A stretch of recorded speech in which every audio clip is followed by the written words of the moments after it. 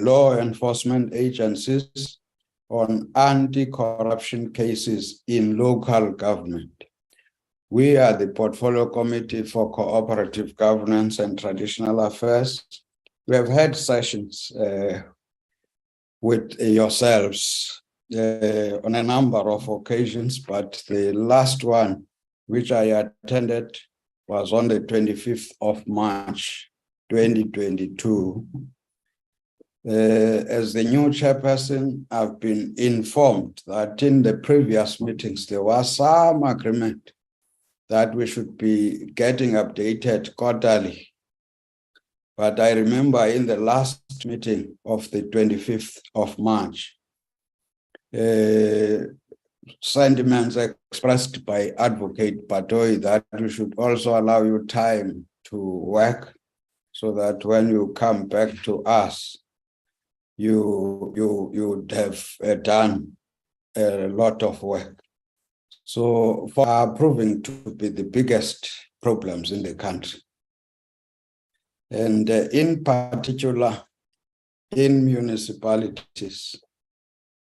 Unfortunately, municipalities were not covered in the previous commission that was investigating corruption. And by implication, people on the ground are feeling that pain, especially when it relates to service delivery challenges. That's where some of these people are taking money and leave nothing on the ground. And so it then demonstrates to the people that we are soon going to find ourselves with nothing. And now the expectation for some reason is that on the law enforcement agencies, they would have the capacity to deal with this. NPA will prosecute. Expectation by people is that those they suspect, and I know in your terms, suspicion is not enough. You want evidence. But unfortunately, though, they know how to hide evidence, how to destroy evidence. But unfortunately, those who are sitting there, they feel that. So that pressure for quarterly reports is beginning to be a pressure now on all of us. Delays in investigations and cases. That's the pressure that we feel from where we come from as representatives of the people. So that's basically where we are. But as already indicated, the meeting is about yourselves, briefing the committee. You are all welcome, even the teams that I've not mentioned by name. Then there's an order of presentation. I'll be helped by yourselves. We expect, if there's any other order that you would want to suggest, we'll accept that. The order listed here is that the Special Investigating Unit would be the first to make presentation. I did not acknowledge them. I know they are present here, except that I could not talk about Advocate Mutibi. I was not sure whether he has apologized or not, but the leader of the delegation will have to do that. They are the first to present, followed by NPA and DPCI, and then South African Police Service. But the order, as I indicated, it's flexible. If there's anything you would want to suggest, maybe following whatever protocol, would accept that. But can I, honorable members, if there's anybody besides the other apologies who might want to say is leaving early or some doctor appointment, any such before we proceed?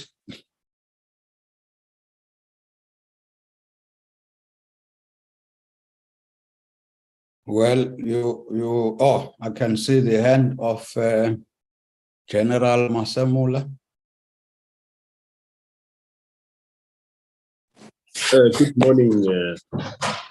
Good morning, Chairperson and honorable members of the committee and other colleagues.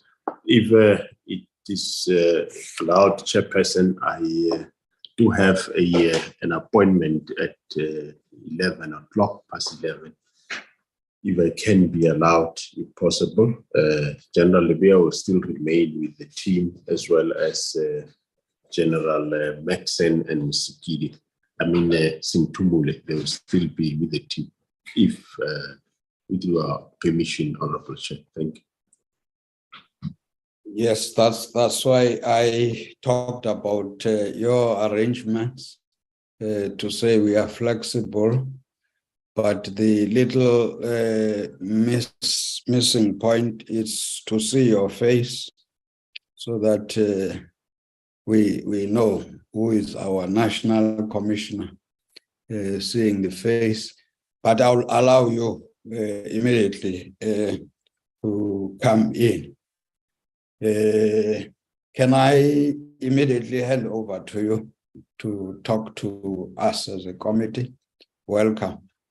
Thank you. We have seen the face. If you want to disappear, it's fine. Thank you. Over to you, General Masemola.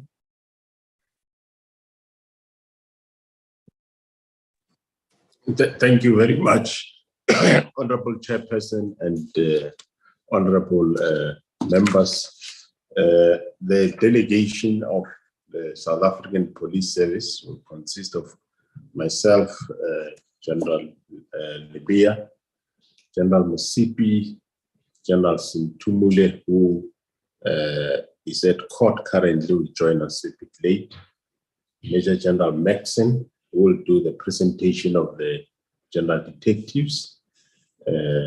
Major General Van Rooyen from Legal Services, Major General Sibola, Major General Suraj Bali, Major General Makinana, and Major General Okawa. And we have our Secretariat, Brigadier Malahlela. So basically, that's the makeup of our team, Honorable Chair. And of course, when the time comes for us to do the presentation, we have on hand 339 matters, of which 325 are investigated by DPCI and 14 of them are done by general detectives. So I think, let me hold it there, Honorable Chair. Thank you very much.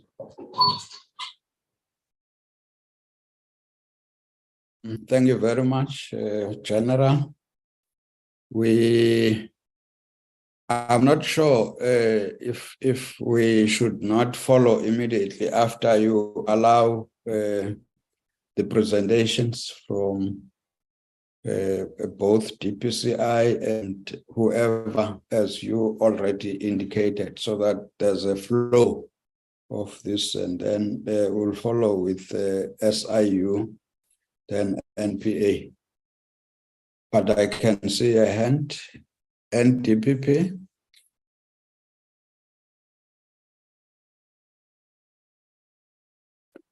Sorry, okay.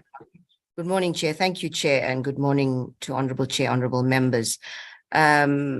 Just to, well, before I make a point about the agenda, to introduce the team that's with me, I'm supported here by 3 of my Deputy National Directors of Public Prosecutions.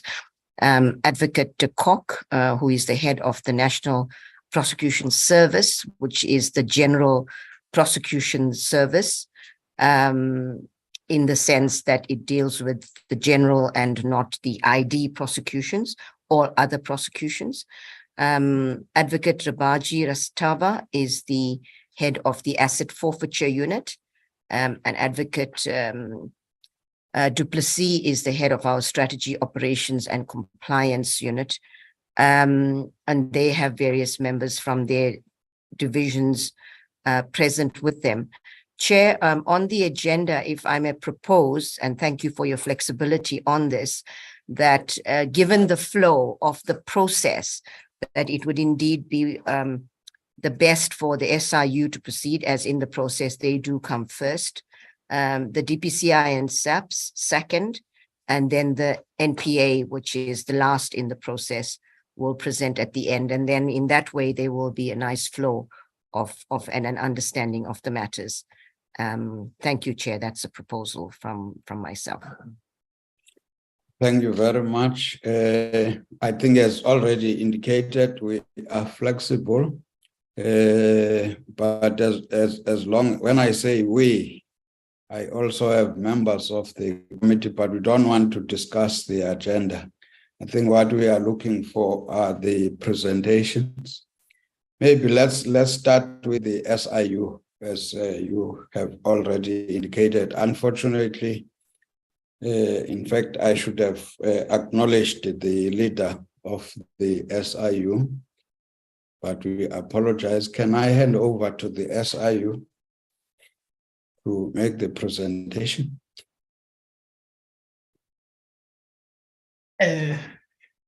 Good morning, Honorable Chair and honorable members, the leaders from law enforcement agency present. My name is Leonard Lekhetho, and I'll be presenting on behalf of SIU. And I just need to indicate an apology for Advocate Motibi. He will not be joining us because currently he's joining SCOPA together with the presidency. So I will be doing the presentation for the SIU and give an update. If you allow me, Chair, I'll switch off the camera and flag my presentation. You are allowed.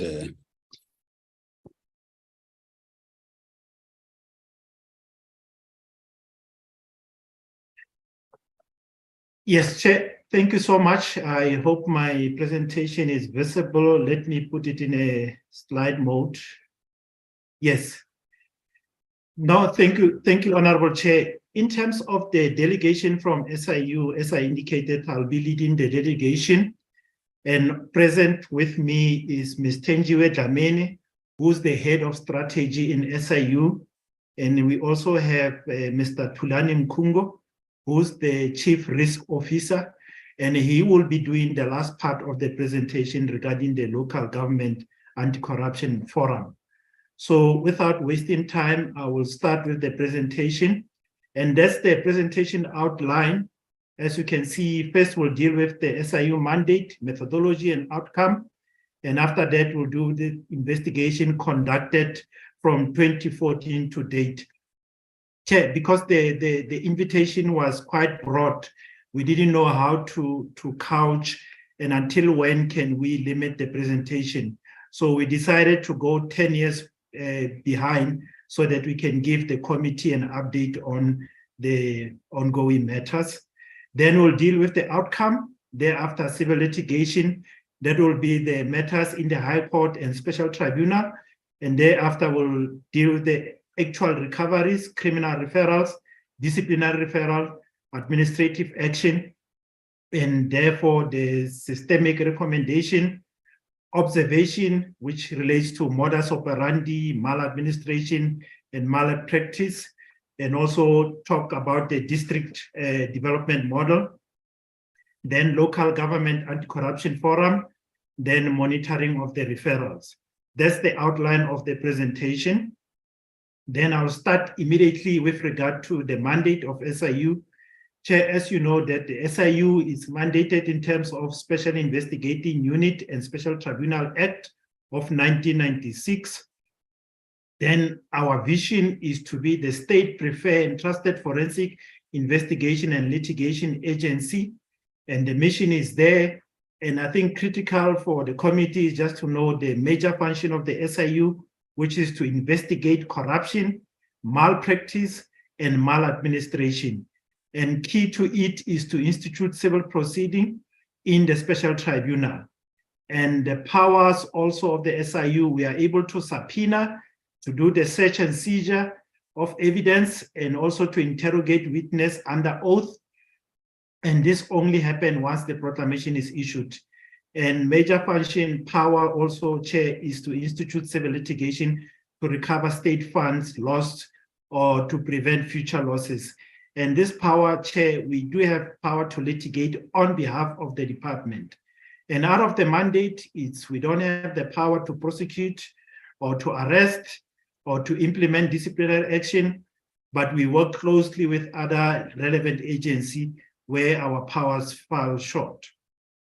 Then next slide, in terms of the skills that SIU have, these are the key skills. We've got forensic data analytics, forensic accounting, forensic investigators, civil litigation, we've got legals, we've got cyber forensic. These are all the skills that we employ in order for us to be able to get the investigation going. Next slide, the outcome of the SIU investigation. As we investigate and we come across any irregularities, we do have the power to institute civil litigation. And this litigation, Chair, we do it under a special tribunal. As we know that the President has established the special tribunal where all SIU matters go through. And this really is effective in the sense that it's a court specially dedicated for SIU matters. As a result, we tend not to have our matter takes long because this is where we are able to deal with matters, unlike in a normal court where there are a lot of litigants. And we're also able to apply for preservation order at an early stage of investigation where there's a prima facie evidence that we must do it. And the other outcome of the SIU is a disciplinary action where when we investigate, we come across any misconduct from any official, we are able to package the evidence together, refer it to the state institution so that they must conduct disciplinary action against the particular individual. And secondly, when we come across a criminal activity, our act enjoin us so that we can refer such to the National Prosecuting Authority. So we will be going through the presentation to indicate how many of those matters we have referred to NPA. Then lastly, out of our outcome, we do referrals to regulatory bodies. And these are the bodies where we recommend that if any official or any contractor misconducted, we are able to refer them either to Law Society if they are lawyers, and also to CIDB so that they can deal with their grading. So we try to make sure that there's a consequence at all levels. Nobody is left without any action taken against them. And as a result, at the bottom, you'll see that there are systemic recommendations.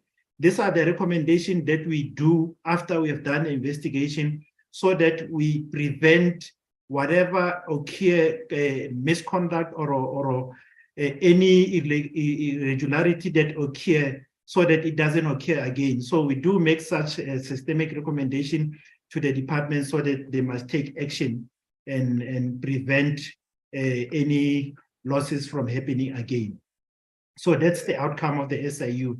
Then with regard to investigation conducted, we have listed all the investigation, Chair, as I've indicated that we have tried to track it from 2014. So I will not mention those where we have submitted the final report. The one that is currently ongoing, you can see it's number 8, which is the Limpopo relating to Mopani District Municipality, whereby the last proclamation issued was in 2019. And the other one that is also ongoing on this slide is the one for Gauteng relating to Ekurhuleni Metropolitan Municipality, where the proclamation also was issued in 2019. The others, the final report has been submitted to the President. The investigation is finalized and action has been recommended. When you go to the next slide also, Chair, number 21 is the one relating to City of Johannesburg, which is Proclamation R12 of 2020, where the investigation is ongoing. And the next one is the number 24, which is a Free State relating to Maluti Apofun local municipality, where the investigation is going. And currently this one, the team is wrapping up the investigation where they are writing the interim, where they're writing the final presidential report. The next one is the Western Cape, relating to Saldanha Bay municipality, that is ongoing. Then also from Limpopo, also we've got Mogalakwena local municipality. Then we've got Western Cape number 28, Overstrand local municipality. And from Gauteng, there's Medval local municipality. And KwaZulu-Natal, there's Newcastle municipality. Eastern Cape, we are looking at OR Tambo district municipality. Gauteng, we are looking at Mogale City local municipality. The next slide, the one that are ongoing also is the one relating to the R23, which is the PPE investigation. So those are some of the investigations that are going. Buffalo City municipality, Cedar-Beck municipality, City of Cape Town, City of Johannesburg, City of Matlosane, Ditlhabeng, Dr. Nkosazana Dlamini Zuma local municipality, eThekwini metropolitan, and all of them, those are the ones that are currently ongoing. But mostly this one, they are ongoing in the sense that civil litigation is ongoing pertaining to them. Next one also, they just go on.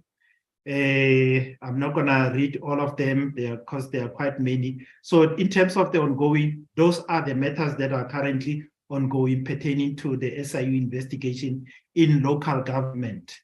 Then with regard to the outcome of the investigations, as we can see here, we have tried to outline each and every municipality and the referrals for disciplinary action, the number of NPA referrals that we have made, and referrals for administrative action, and the actual recovery that we have made. As you can see, the first one, Bushbuck Ridge local municipality in Mpumalanga, we have referred 3 disciplinary referral action to the municipality so that they must take action against the official.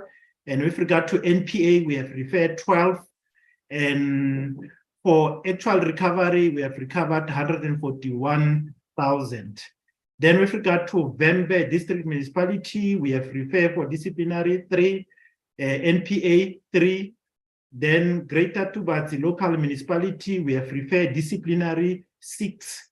And that is it. Buffalo City Metropolitan Municipality, we disciplinary referral is 6. Then Buffalo, yes, it's a disciplinary action is 5. Then NPA referrals is also 5. Then in terms of actual recovery, we have recovered 7.9 million. Then with regard to Msunduzi local municipality, disciplinary action, we have referred 11. NPA referrals, we have referred 9. Then Amahlati local municipality, we have referred disciplinary action 3. Then NPA referrals 3.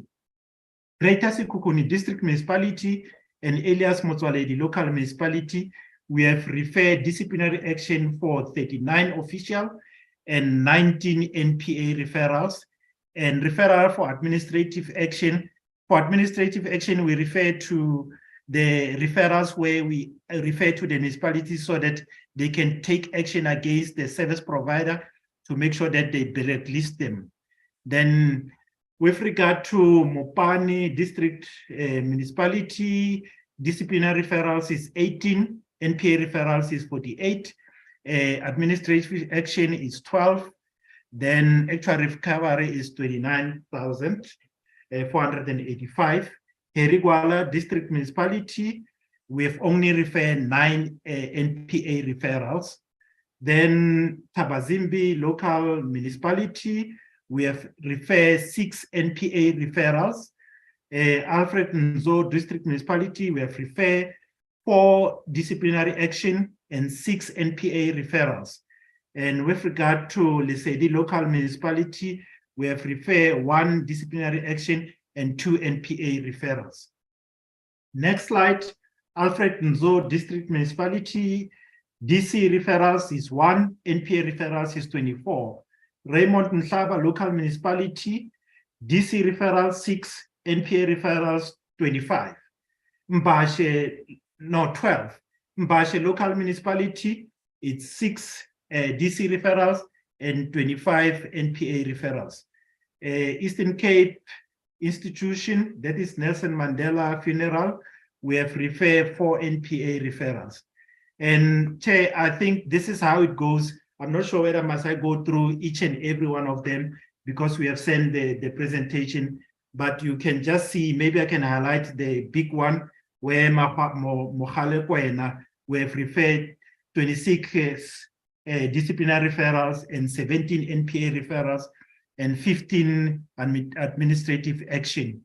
So in total, we can see that in terms of the outcome for disciplinary referrals, in terms of all the municipality that we have investigated, we have referred 169 referrals for disciplinary action.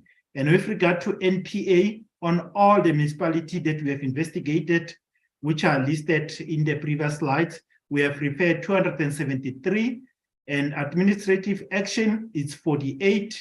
Then in terms of the actual recoveries, we are looking at 10 million. Next slide.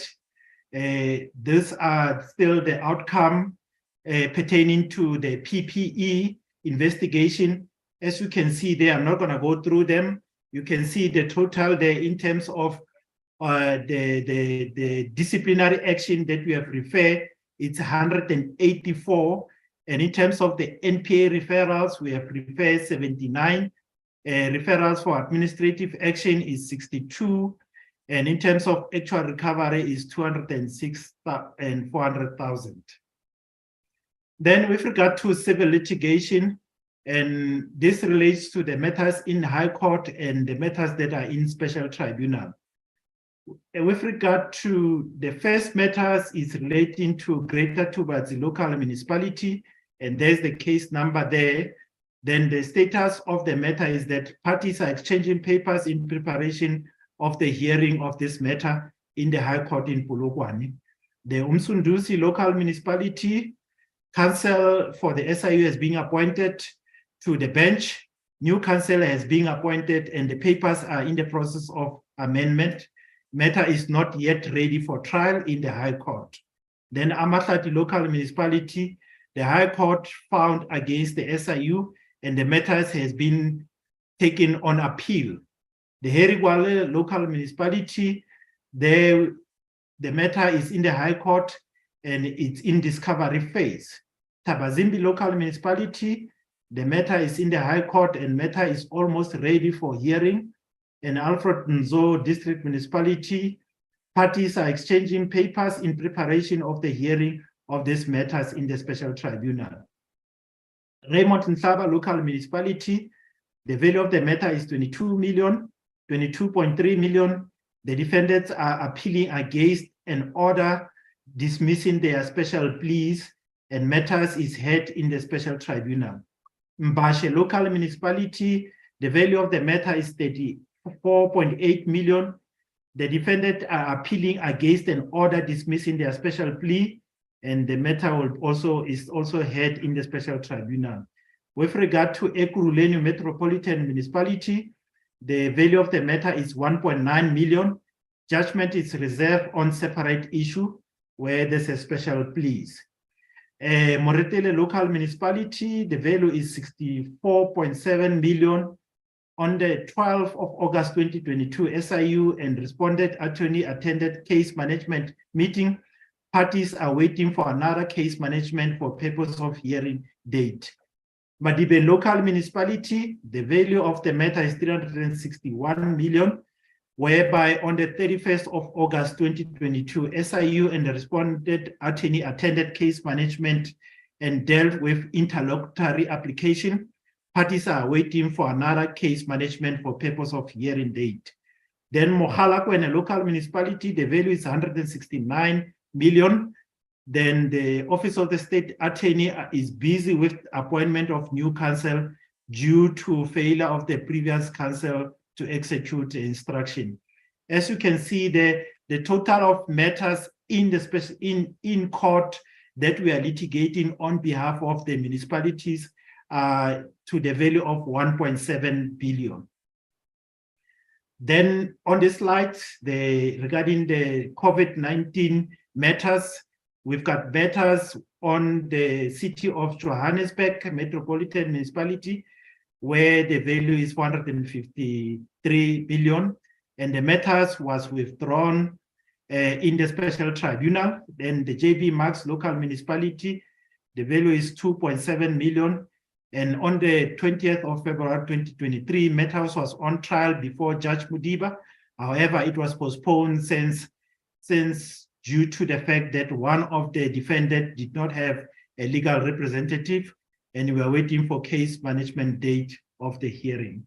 Matsikama local municipality, matters was finalized and the contract was set aside. And also the other matter for Matsikama, matters has proceeded in the special tribunal and judgment is reserved. The last one, OR Tambo District Municipality, that is 4.8 million. On the 10th of February, matters was heard before Judge Mudiba and judgment was in favor of SIU and municipality. That municipality was not liable to pay respondent the amount of 4.8 million. On the slides pertaining to the PPE investigation, the recovery amount to 462 million. Then with regard to actual recovery is the money that we have collected, that is, we have already recovered.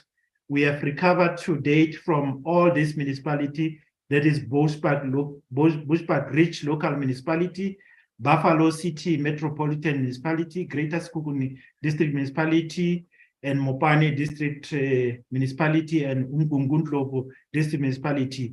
Currently, all the payments amount to 10 billion, and this recovery pertain to the matters where we have signed acknowledgement of debt, where the service provider decided to pay and say, I know that I've got overpayment, and others are as a result of the judgment from civil litigation that we have instituted. So that's the amount there. Still continue with regard to the PPE investigation, the recovery amount to 206 and 400,000 that we have received to date, pending the acknowledgement debt of that we assigned with different service provider for either overpayment or any irregularity that we have found. Then we've got to criminal referrals. Criminal referrals, it's where we come across criminality. We refer the matter to NPA so that they can take action. So that's the referrals that we have done. Bushbuck Ridge Local Municipality from Mpumalanga, we have done 12, where the issue we identified the issue of fraud, bribery, and corruption. And Vembe District Municipality, we have referred 3, where there's a Municipal Finance Management Act misconduct or contravention. Buffalo City Metropolitan Municipality, 5, which were fraud. Msunduzi Local Municipality, 9, where there were issue of fraud, contravention of Section 1973 of Municipal Finance Management Act. And they just go just like that. The high one, we can see Greater Sekhukhune, where we have referred 19, Mopani District Municipality 48, Alfred Nzo District Municipality 24, and Mbashe Local Municipality 25, and the last one, Eastern Cape Institution, which is the Nelson Mandela Funeral Matter, where we have referred 4, which was for fraud, contravention of Section 173 of Municipal Finance Management Act. The referrals still carry on, and we can see the total that we have made to date is 273, ranging from different charges pertaining to fraud, corruption, contravention of Municipal Finance Management Act. So that is it about the criminal referrals. And I think this is also continuing. This one is relating to the PPE investigation, whereby we have referred 79 pertaining to different local government institutions, that is municipalities.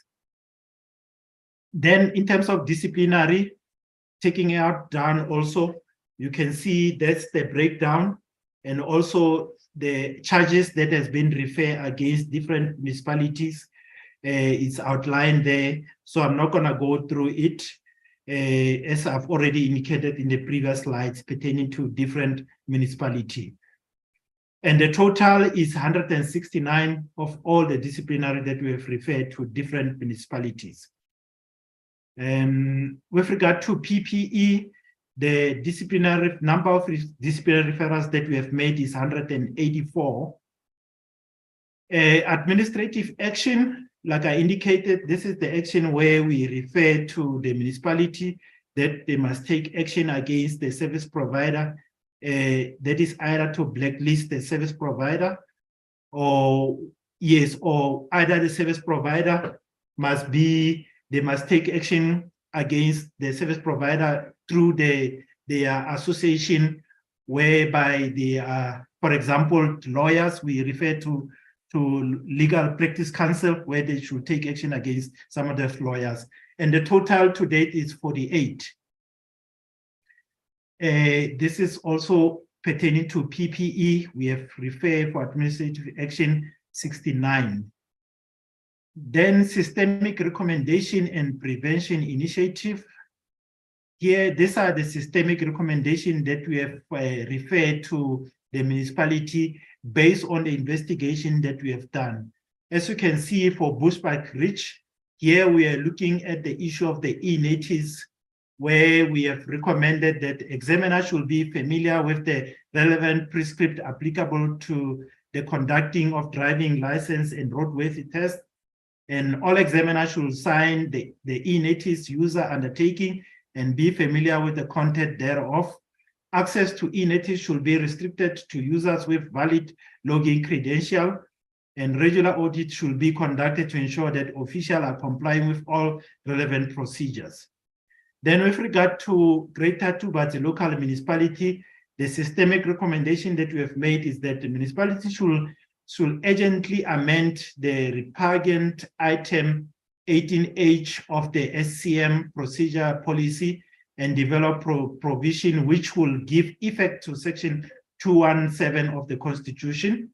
Due diligence should be done prior to the awarding of contract to providers, and the municipality should ensure that proper management and care of all its public records, as is required by the National Archive Act, is adhered to.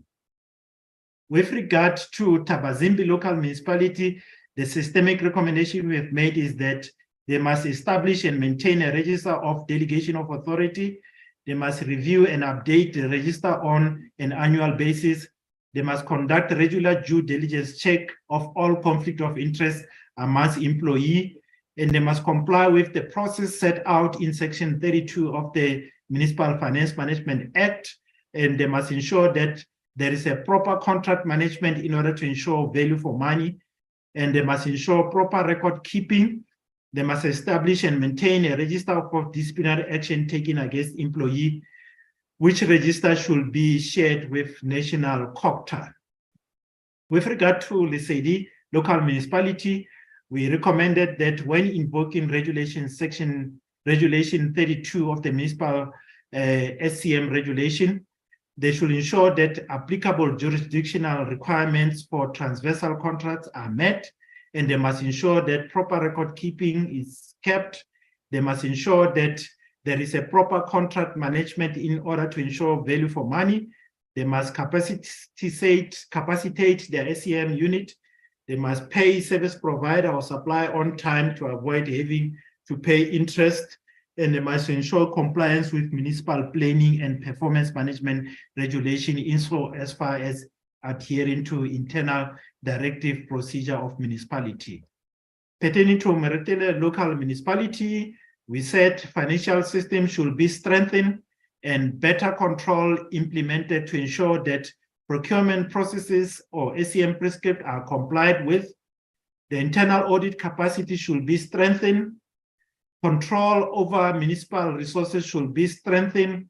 Proper good governance by the executive should be observed, and proper document management should be enforced. Regarding Madibe local municipality, we also recommended financial system should be strengthened. The internal audit capacity should be strengthened. Control over municipal resources should be strengthened. Proper good governance by the executive should be observed, and proper document management should also be enforced. eThekwini Metropolitan Local Municipality, they must ensure that council resolutions are implemented, ensure compliance with the applicable procurement prescript, ensure that there is a proper contract management in order to ensure that there's a value for money, and they must implement project management principle in all projects undertaken, conduct feasibility study prior to alienating fixed property for development, and they must establish and maintain a register of fixed property that is disposed or alienated to developers. Municipal property should only be transferred to developers upon payment by developers, and they must ensure that fixed property is transferred to intended beneficiary, and they must establish and maintain a register of outstanding fees. They must recover outstanding rates, and they must monitor recovery of outstanding rates. Then targeted awareness and systemic recommendation improvement. As we do the investigation, Chair, normally what we do as we come with all this systemic recommendation, we do make sure that we go to the particular municipality where we have targeted awareness with all the members, the senior managers, so that we can make sure that all these systemic recommendations are implemented. And there's an action plan that is developed out of all these systemic recommendations so that we avoid the recurrence of all the irregularities that has happened. As you can see that we have conducted such target awarenesses with Mafikeng local municipality, and this was done on the 30th of August 2021. And we have done another one with Lejaliputswa municipality on the 14th of September 2021. And another one was done recently with King Sabata Dalinjebo municipality on the 31st of May 2023. And then on the observation, as we do the investigation, we do take some observation where we try and see what are the causes of the maladministration so that we can understand what are the issues. Then overall observation of all the investigation that we have conducted in different municipalities, we have observed the following, that procurement, there are procurement irregularities. That is, there are a lot of abuse in terms of deviation. That is section 32, where there's so much deviation that is taking place in most of the municipality. And there's poor record keeping, and there's employment irregularities that pertain to irregular appointments, and there's poor management and leadership instability, where there's change of management which is taking place regularly, and there's poor governance, and there's poor project management, where there's no tracking of project, there's no appropriate segregation of duties, and there's poor business processes that is in place, and there's a need to strengthen risk management so that they can able to see things before they happen, and there's a need to strengthen financial management, where we found that some of the people that are working in the financial division of municipality are not financially qualified, and there's lack of consequence management, where there's no consequence that is being taken for any irregularities that are being identified, and there's inadequate skills and vacancy, a lot of vacancy in key position, and there's high turnover of staff cost, which causes the issue of continuity issue, and there's poor revenue management, and there's a failure to investigate and recover unauthorized or irregular and fruitless and wasteful expenditure, and disciplinary action cannot be recommended against officials because they resign before the SIU investigation commences or during the course of the investigation. So what we have decided is that as the official, as they normally do when they are aware that the SIU is coming to investigate, or once we find some irregularities against them, when they resign, we always go for their pension so that whatever liability that is against them, we should be able to get it from their pension. And those who resign, we always check around to see whether they have not erupt from another municipality, where we refer those disciplinary to those municipalities so that they can be overall action that has been taken. Then also it appears that a person in a position of authority believed that the declaration of national state of disaster meant that all procurement is automatically now conducted on an emergency basis and without compliance with any of the normal prescripts regulating public sector procurement. This is what we've discovered in most of the municipalities that we've investigated, that once the state of disaster was proclaimed, then no procurement process was followed in most of the municipalities that we've investigated. Then we can see that various officials merely rubber-stamped decision taken, and they accept and give effect to unlawful instruction from officials which are of senior to them. That's another aspect that we have found. And furthermore, it appears that certain influential people within government do not trust procurement process undertaken by national government, whereby and hold and the SIU respective considering the view.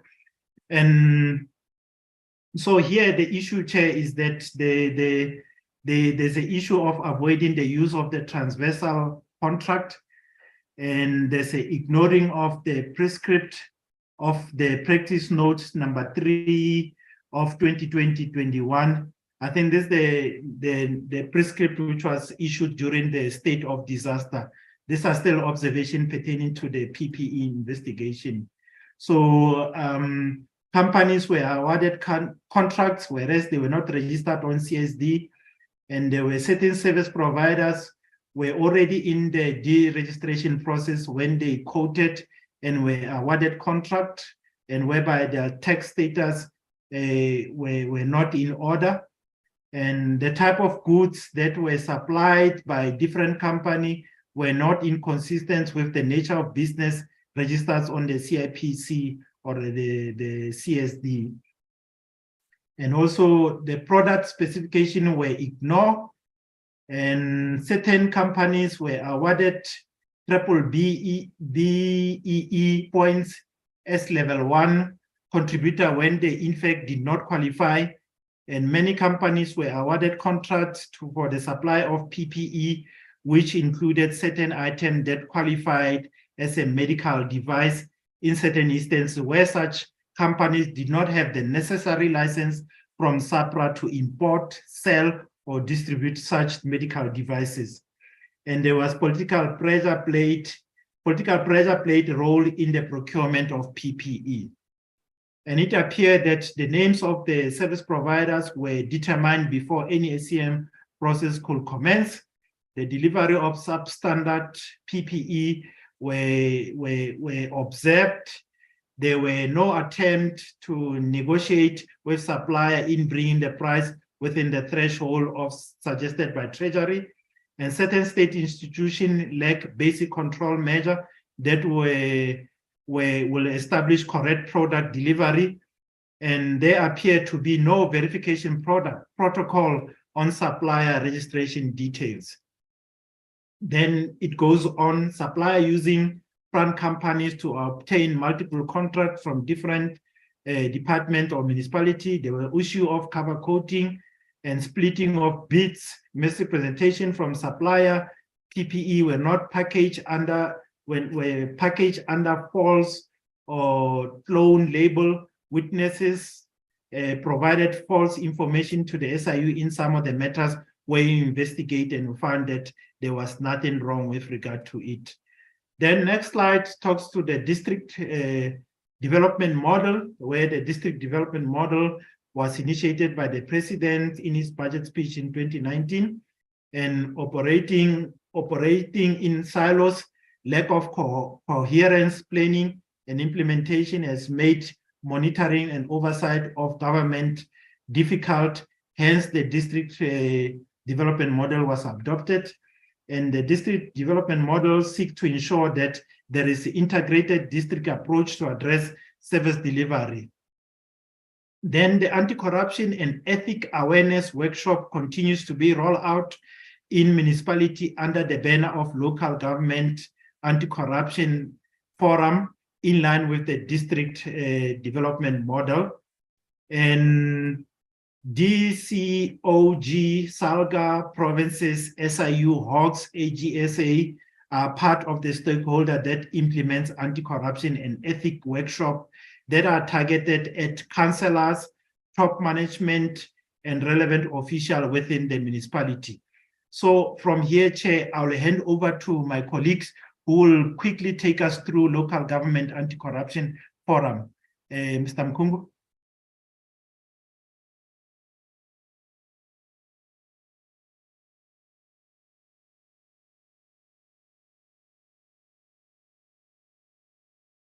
Oh, Chair, it seems like Mr. Mkungu is struggling to connect, but... Good morning. Oh, yes, you can go through, Mr. Mkungu. Good morning, Chair. Good morning, honorable members and colleagues from the cluster. Mr. Lekgetho, if you are controlling, if you can go straight to slide 62.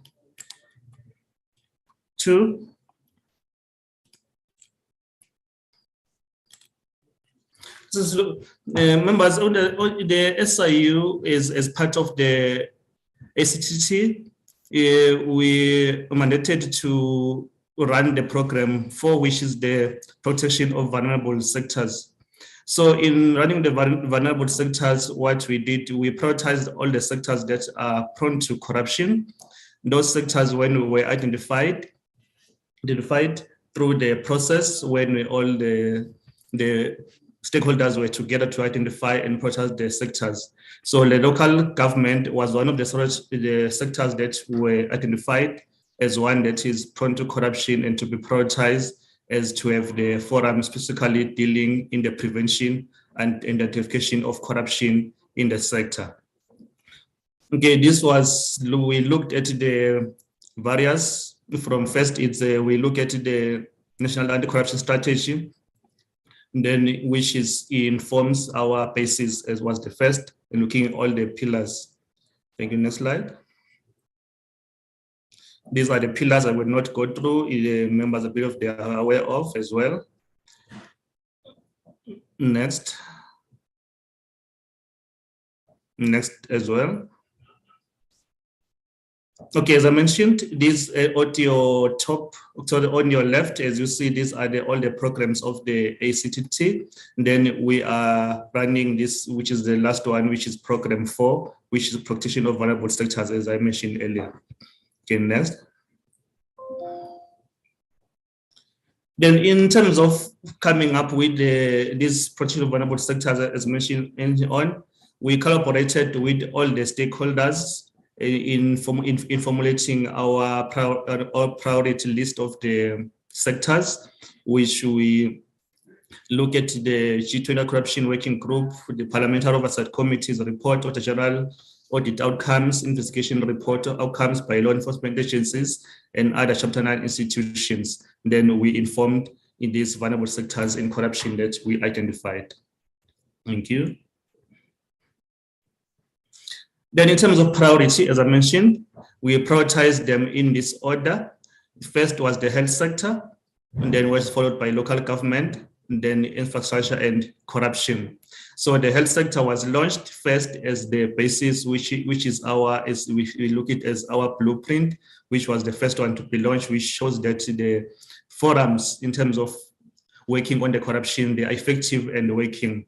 Then the local government anti-corruption forum was the next one, which was launched by the previous former minister of local government, Dr. Nkosazana Dlamini-Zuma, on the 20th of September 2022, which was last year. It was officially launched as the permanent also forum that is looking on the corruption in the sector.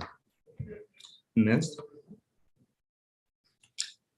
Then in terms of this protection of vulnerable sectors, the local government, as was identified, is due to the following reasons. We looked at the high prevalence of corruption in the local government sector.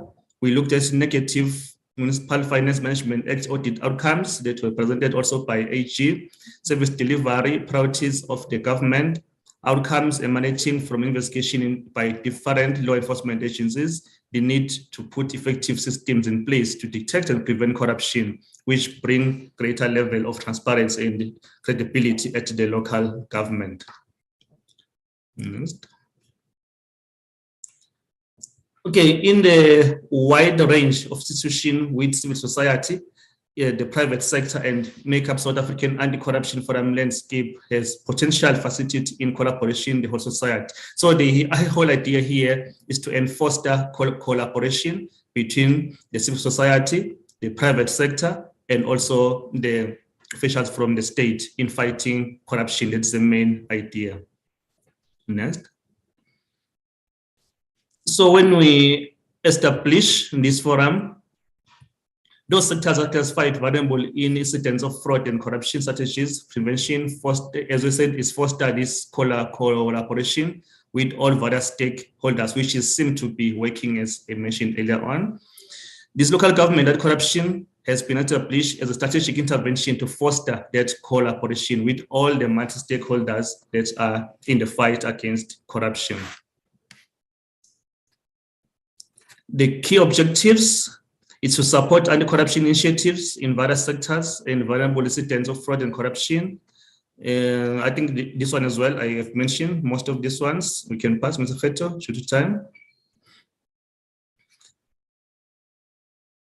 Okay, then the local governments consist of stakeholders such as also responsible agencies, which is COCTA Office of the Premiers, COCTA Provincial Departments, National COCTA, Chapter 9 institutions, and public sector, religious and traditional leaders. All these stakeholders are part of our forums that we are regulating in the local government. The structure is regulated by the terms of reference that we have established and approved by the members of the forum, which promote mutual cooperation and meets on a quarterly basis to track progress on the all corruption prevention and enforcement activities. Then the forum terms, as you see, that is the hierarchy of it.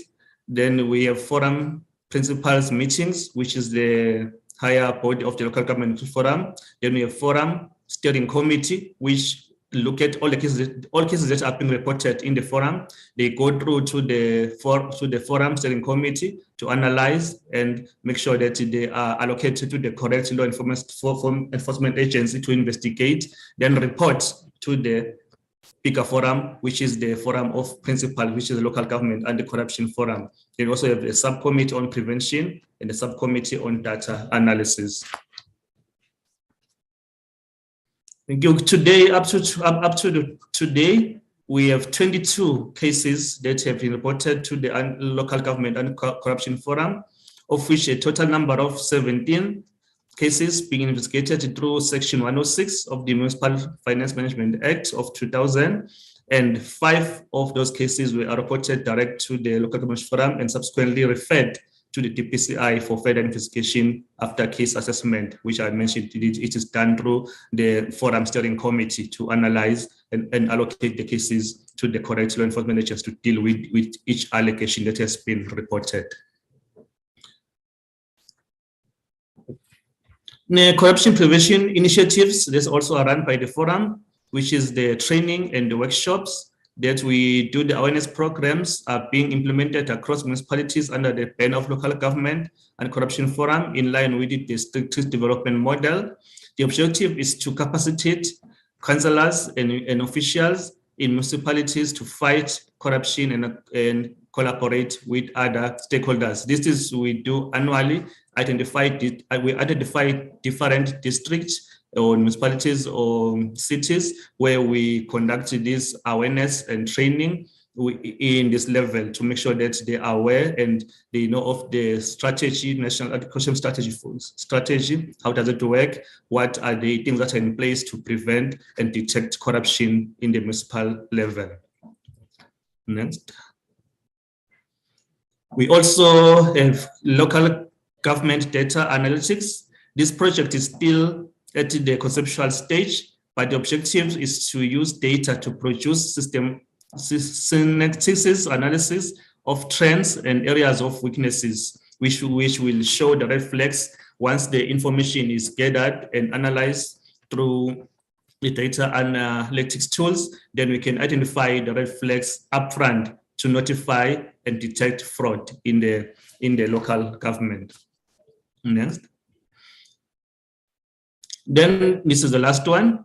As you are aware that the lifestyle audit has become mandatory for the public servants. The local government is also looking on how it can be implemented in the local government, which is the municipal levels, while we're also observing the act and the regulations that govern the municipalities. As the municipalities or local government at the municipal level, they don't fall under the DPCI. That is where, because the circular or the guidelines, they only talk about only the government departments. So it excludes the municipalities and entities, of which now the local government anti-corruption forum is looking on how can also be in this process be taken down to the municipal level to conduct lifestyle audit, but it's still in the process, which is also in the discussion as well at all levels. I think that is my slide, Mr. Lekgetho. I can hand back to you for closure. Okay. Now, thanks, Mr. Mkungu. Chair, the last slides pertain to monitoring of referrals. As you have seen that we're talking about referrals to NPA, referrals for disciplinary action, referrals for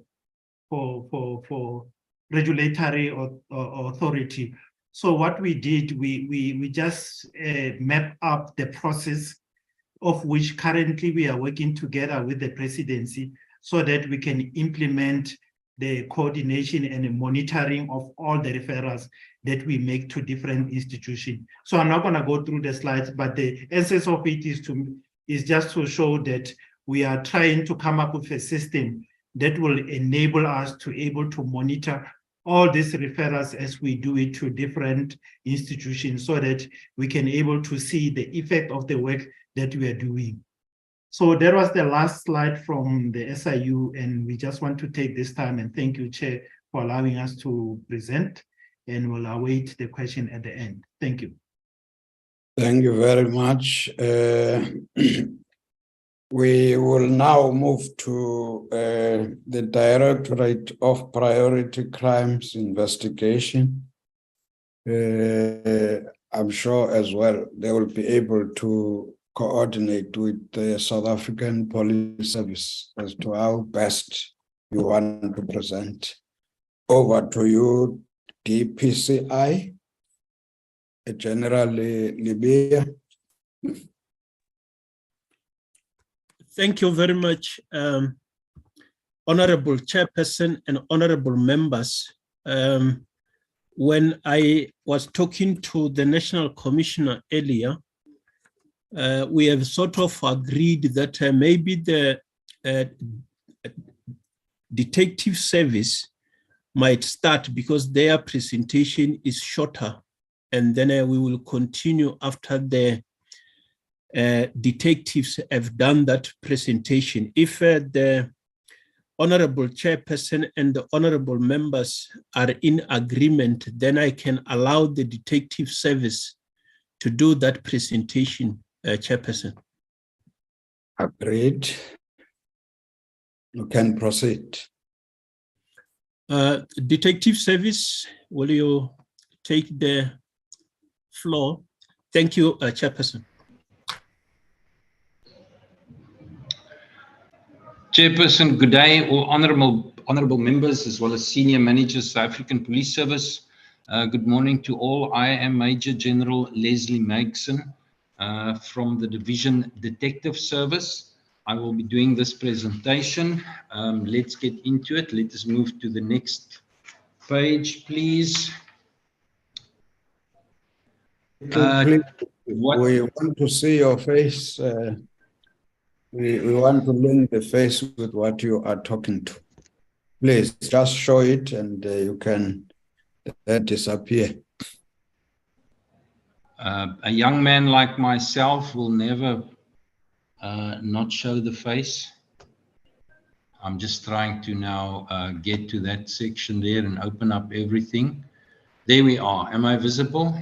We can see you. But you are not here.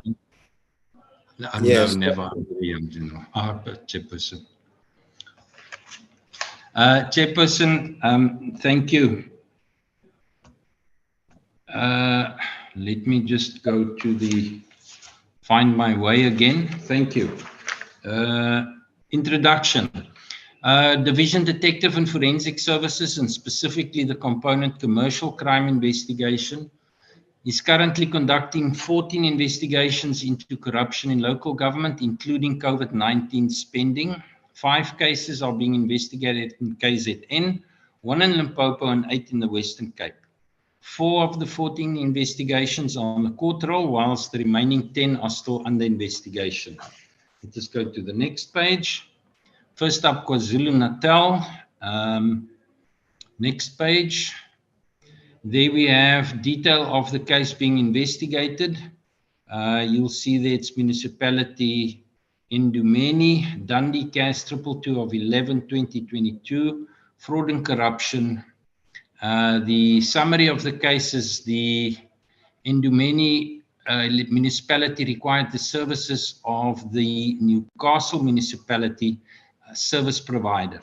The correct procedures were not followed, and the complainant reported the matter in terms of Section 34 of the Prevention and Combating of Corrupt Activities Act. The municipal manager and procurement officials are implicated. The matter relates to the appointment of security services. During the period August-November 2022, the value is approximately 3.5 million rand, and the case is still under investigation. The next page, please. Thank you. Municipality involved Alfred Duma, Ladysmith Cas 308 of 8/2021. Fraud and forgery are the charges. The summary is that the Alfred Duma municipality employee came across an email relating to the appointment of a service provider for road construction. Upon internal investigation, it transpired that the appointment letter was forged, as the appointed service provider did not bid for the tender. The value involved is approximately 5 million rand. The possibility of municipal officials being involved exists, but there's not been confirmed who is involved and to what extent the investigation is pending. The next slide, please. Municipality Umdoni, Scottburg, Cas 24 of 2/2021. Summary of the case: the municipal manager reported a case against employees for maladministration regarding procedures not followed for COVID-19 expenditure, as well as salary expenditure, danger standby overtime allowances that were paid to employees. And it includes the irregular appointment of 60 employees. The amount involved is approximately 1.2 million rand. Next page, please. Still in KZN, Umhlauze Municipality, Richards Bay Cas 360 of 2/2023. It's also a fraud and corruption case.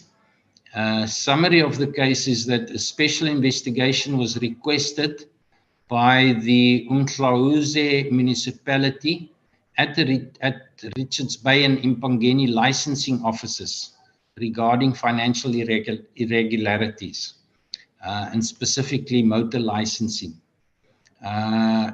For the period June 2019 to December 2022, officials are believed to be implicated. The value involved is approximately 465,000 rand. If we can have the next page, please. Still in KZN.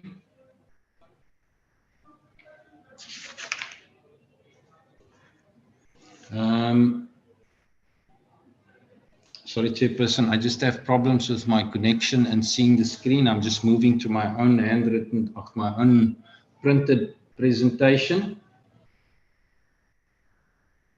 Municipality, Umhlauze Municipality, Richards Bay Cas 360 of 2/2023. No, I've run through that one. My apology, Chairperson. There I'm back on the screen again.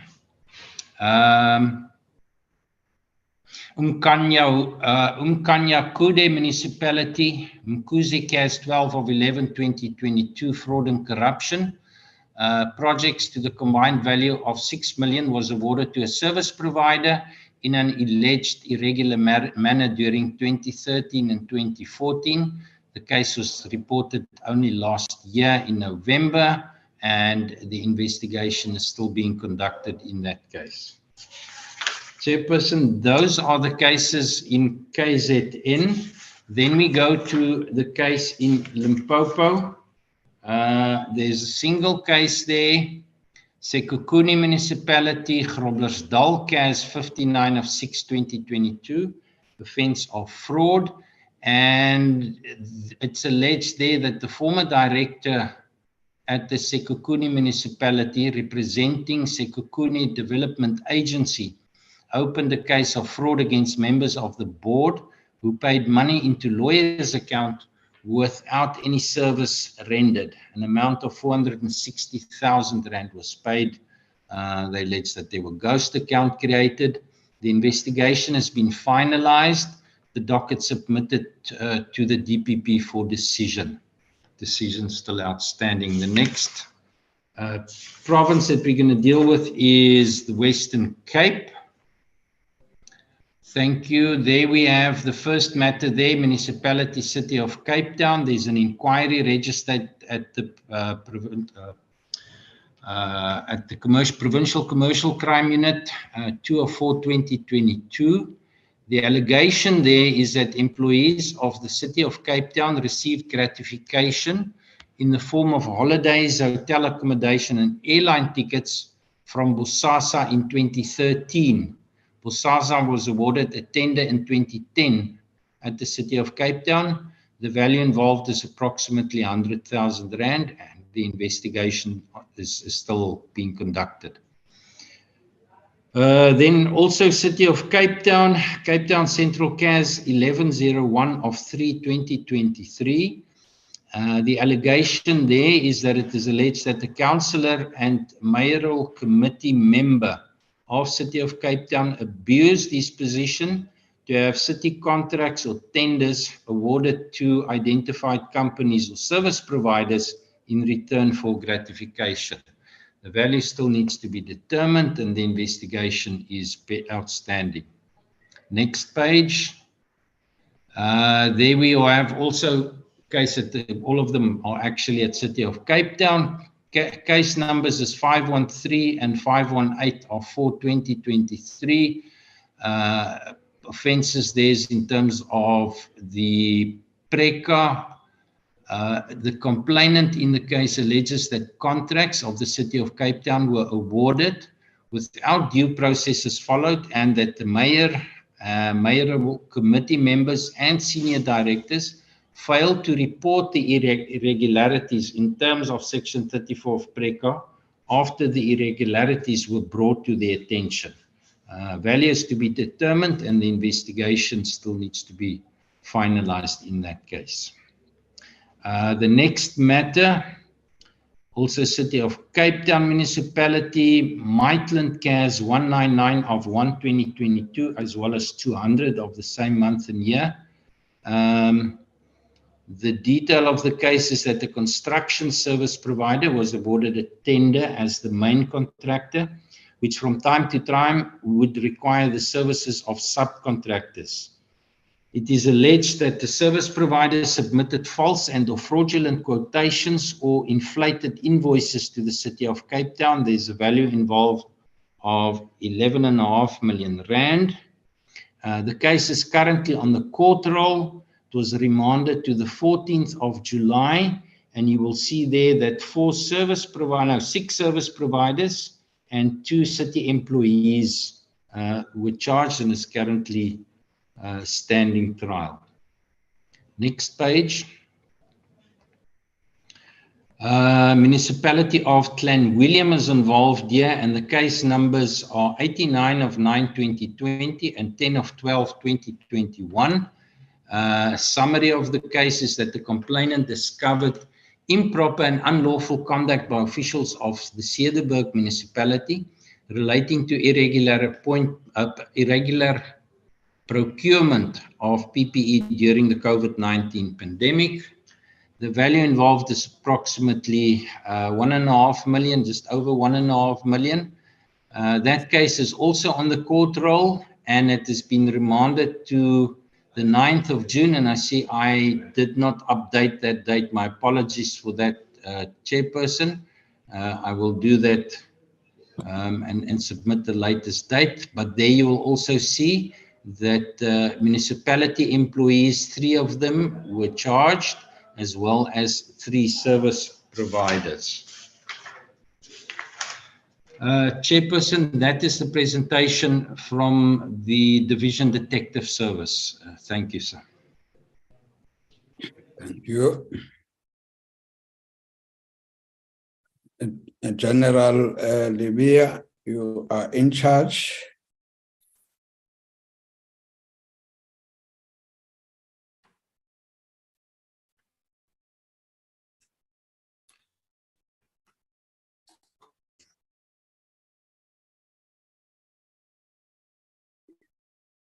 General Libya,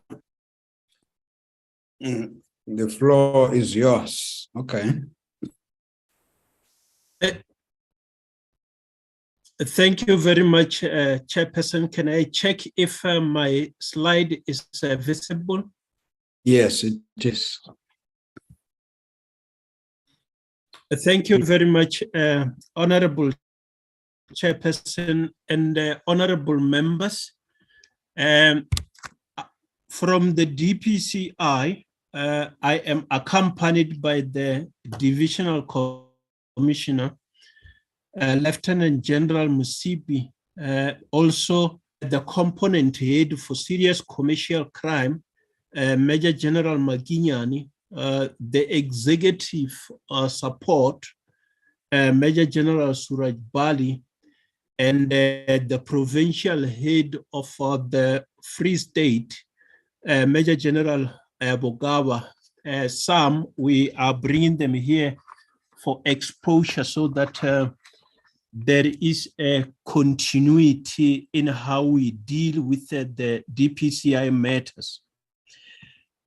Honorable Chairperson, the introductory slide, that line of the presentation, will reflect the introduction and the purpose, overview corruption-related cases in the municipality, status of municipal cases, overview COVID-19 cases, the status of COVID-19 cases, municipalities.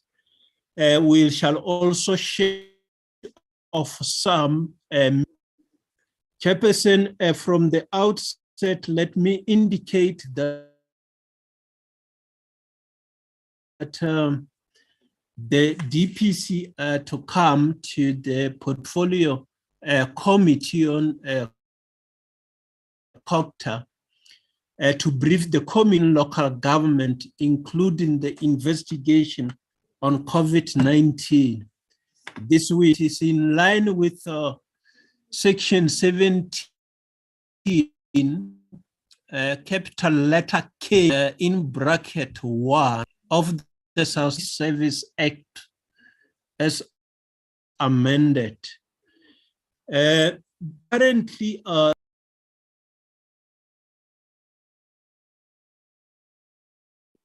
it looks like there's a connectivity problem. Anyone who can assist?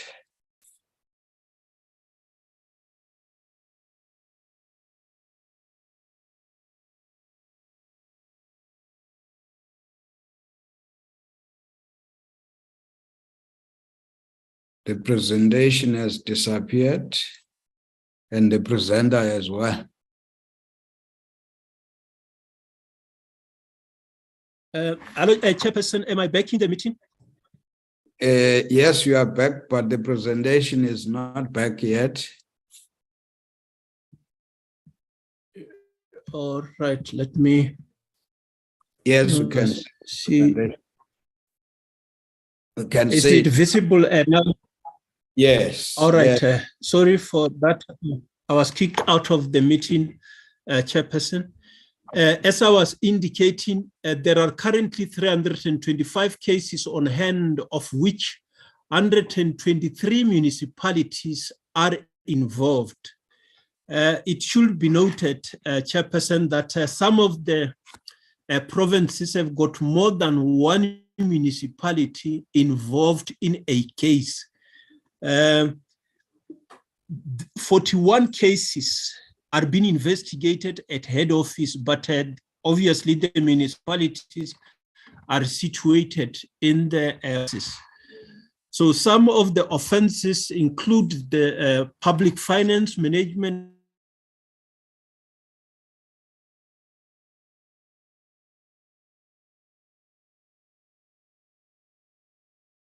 It looks like you have a network problem.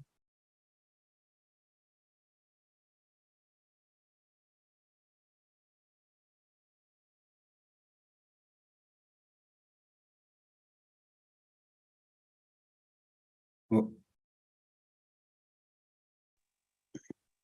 Chair, the general must relocate in his position. it looks like, but we thought that place should. Hello, come in, General. Chairperson, is the presentation visible? The presentation is visible. It's you who got cut. Yeah, I have now taken another gadget. I hope that it will not disappoint like. Okay, no, the presentation is visible. All right, thank you, Chairperson. As I was indicating, there are 325 cases involving 123 municipalities. Some of these cases, you'll find that one case involves more than one municipality. So there are 41 cases that are being investigated at head office, but the municipalities obviously are in the provinces. Some of the offenses that are involved in this include the Public Finance Management Act, the Local Government Municipal Finance Management Act, money laundering, fraud, corruption, and procurement fraud. The new charges can also be added when we conduct this investigation. In the next slide, it is just an indication that we have got 325 cases that are on hand. And this chairperson will also explain the limited information that will be on the presentation slide, because we were told that we must be able to do this presentation in 20 minutes. So we have compressed from 605 slides dealing with all the cases and provided the committee with 121 slides that covers all the 80 cases that are on the court roll, as well as a portion of this 35 slides that I am going to be presenting. So the presentation, Chairperson, is on 35 slides, which is a summary version as we were advised. So the number of cases that are pending decision are 44, and the inquiries are 10. There are also a number of cases that are under investigation, which is 155. The inquiries under investigation is 36. Moving to the next slide. This slide talks to the demarcation in terms of the provinces, the number of cases that are on hand, the number of cases that are on the court roll, as well as the number of cases that are pending decision and those that are under investigation.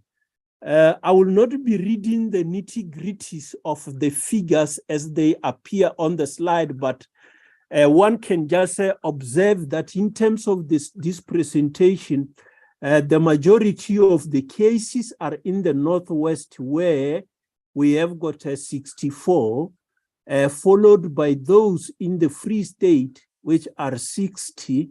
And in the Eastern Cape, you have got 46. That is in terms of the number of cases that are on hand.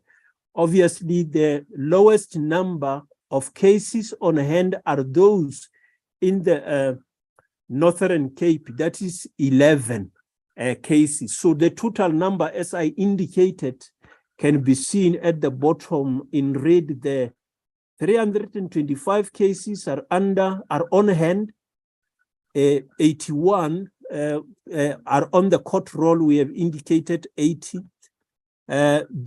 Those that are pending decision are 54, and those that are under investigation is 190. Moving to the next slide. This one speaks to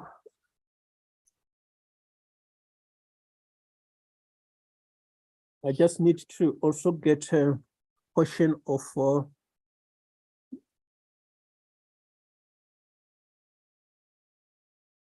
this one shows the overview of COVID-19 cases. In this regard, we just point out that there are 16 cases relating to COVID-19. 4 of these are on the court roll, while 1 is pending decision. And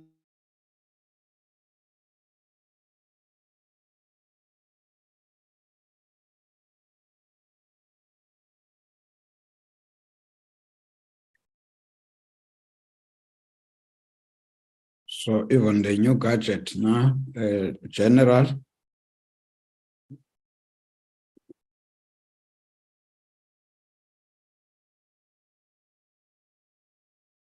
you have disappeared, General. In fact, those who are accompanying him should also be worried when he has disappeared. There's very little I can do as chairperson.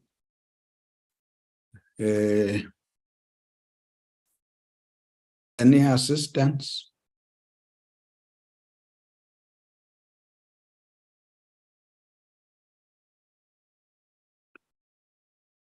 Yes, Chairperson, I was going to say any assistance from the delegation, because surely if he has a problem, then somebody else who's going with him should be able to continue. Yes. Let the general delegate his presentation.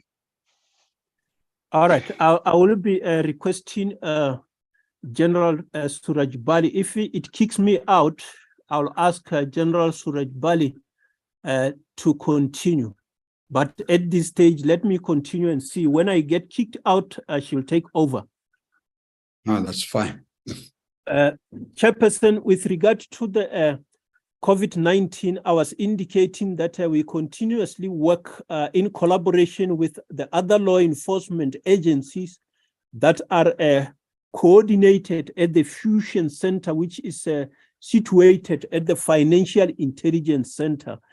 In this regard, we have got 194 suspects that were already brought before book by the end of May 2023. So out of those, there are cases that have already been finalized, which is 49 out of 52 with a conviction. That is, the conviction rate generally is not less than 90%, as it can be seen here, is 94% conviction rate. Moving to the next slide is the status of these matters that are relating to COVID-19.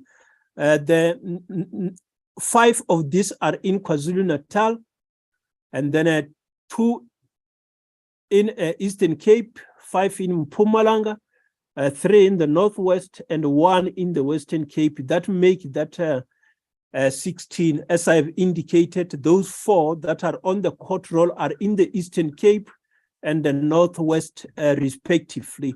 One matter that has still pending decision is in the Northwest. Those that are pending investigation are 5 in KZN and 5 in Mpumalanga. Moving to the next slide is the overview of cases in the municipalities in the Eastern Cape. This one is the 46 that I have referred to, of which 18 are at court and 4 pending decision, whereas 24 are still under investigation. Moving to the next slide is a breakdown of those cases that I referred to in the Eastern Cape province. When we look at this, we show which municipalities are affected by this investigation. As it can be seen in the second block, in Nelson Mandela Metropolitan Municipality, there are 8 cases. That is where the majority of cases in the Eastern Cape are being investigated. In the Buffalo city municipalities, there are 5. And then the other municipalities have got fewer cases. And then OR Tambo District Municipality is 3. And Ikuba Yetemba Local Municipality is 3. And the rest are 2 and 1 respectively. I will not be reading one by one, but it can be seen that the one that carries more is the one in Nelson Mandela. In total, there are 17 municipalities in the Eastern Cape that are affected by the investigation on these cases. Moving over to the next slide, it talks to the summary of the COVID-19 related cases that are in the Eastern Cape. As I've already indicated, I will not be repeating this, but it's just to follow that municipality. I will then move to the next slide that talks to the Free State. In terms of the overview of matters in the municipalities in the Free State, there are 60 cases on hand. Of these, 11 are at court, whereas 12 are pending decision. 37 of these matters are still under investigation. Moving to the next slide, it will be seen that there are 20 municipalities in the Free State that are affected by our investigations. The majority of the cases in the Free State have been reported there at Malutia Pofunu municipality. That is 13 of the cases. It has been followed by Majaveni municipality, where there are 6 cases, followed by Mafuve municipality with 5 cases. And the 4, those that are registered in 4 is Mangaun Metro municipality, Malisonyana municipality, Mkaka municipality. So the others are 3, 2, and 1 respectively. I will not be reading those, but they can be seen where the cases are situated. So those 20 municipalities are sharing these cases. In the next slide, we are talking about Gauteng province. In Gauteng province, there are 39 cases that are on hand. Of these, 2 cases are on the court roll, whereas 7 are pending investigation, and whereas 7 are pending decision, while 30 are under investigation. The majority of these cases are handled from Tshwane municipality, that is 20 of them, followed by the city of Johannesburg, where they have got 7, and 4 are in Ekurhuleni, Lesedi municipality have got 3, followed by Sidibeni with the same number of 3. And the others as 1 in the West Rand and Merafoni municipality. So there are 7 municipalities that are affected in Gauteng province. Moving to the next province of KwaZulu-Natal, in this province, there are 19 cases on hand. 7 of these are on the court roll, while 2 are pending decision. 10 of these matters are still under investigation. Moving to the next slide, which shows the municipalities that are being affected. There are 10 municipalities where these cases have been reported. And then this municipality, the ones that have registered a higher number is eThekwini with 3, Msunduzi municipality with 3. The other municipalities have registered 2 and 1 respectively. As it can be seen at the top, Emadingeni municipality 2, Herigwala municipality 2, and the like. So those are the municipalities that have cases under investigation in KwaZulu-Natal. Moving to the next slide, that talks to the overview of COVID-19 cases in this province. There are 5 which are obviously in the same municipality of eThekwini, and all of these matters are still under investigation.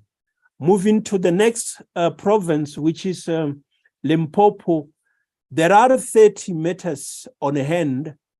4 of these are currently on the court roll, whereas 7 are pending decision and 19 are still under investigation.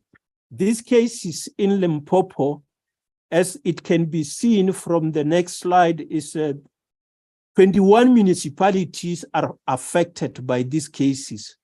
The municipality that has recorded more cases is Mopani District Municipality that have registered 5, been followed by the one that registered 3, which is Vembe District Municipality. The others have registered 2 and 1 respectively. Those that have registered 2 is Greater Giyani, Greater Sikukuni District Municipality, and Makado Municipality. The other municipalities have registered 1 case each, which I will not be reading, but as it can be seen, 21 municipalities are affected. Moving to the next slide, talks to the cases handled in Mpumalanga. In this regard, there are 35 cases on hand.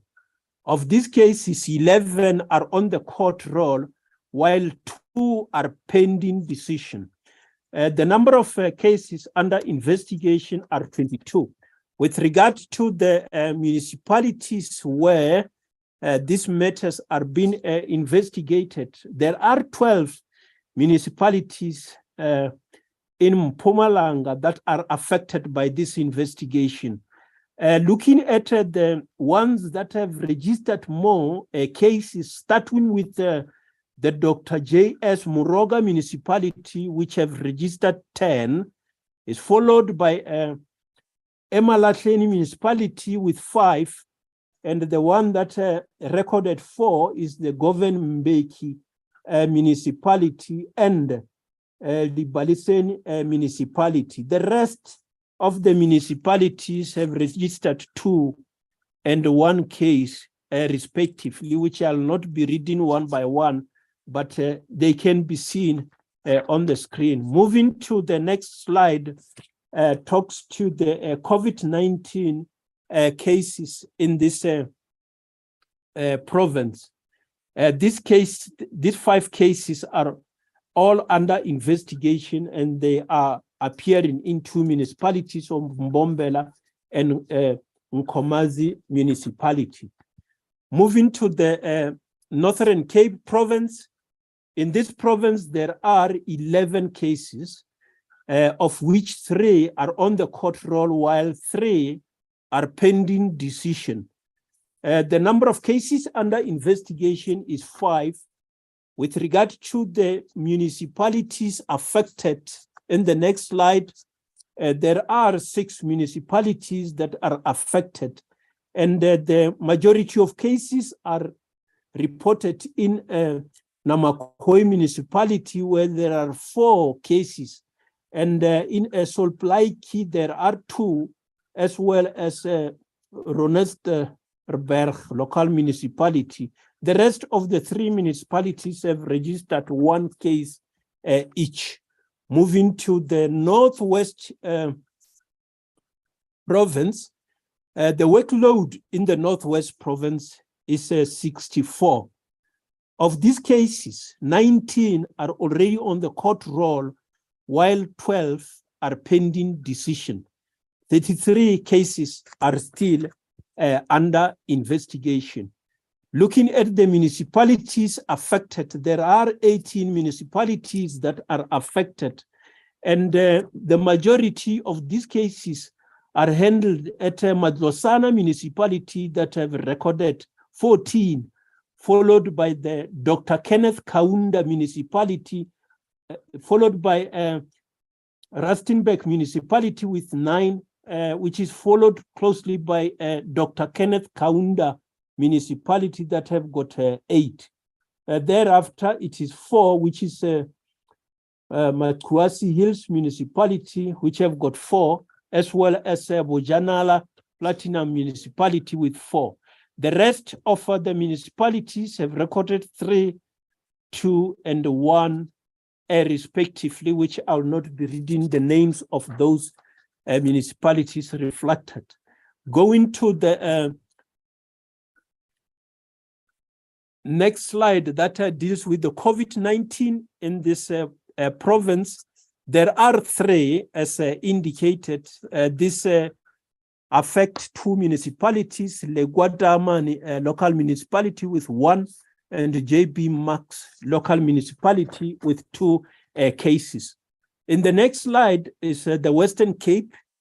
In the Western Cape, there are 21 cases on hand, of which 6 are on the court roll.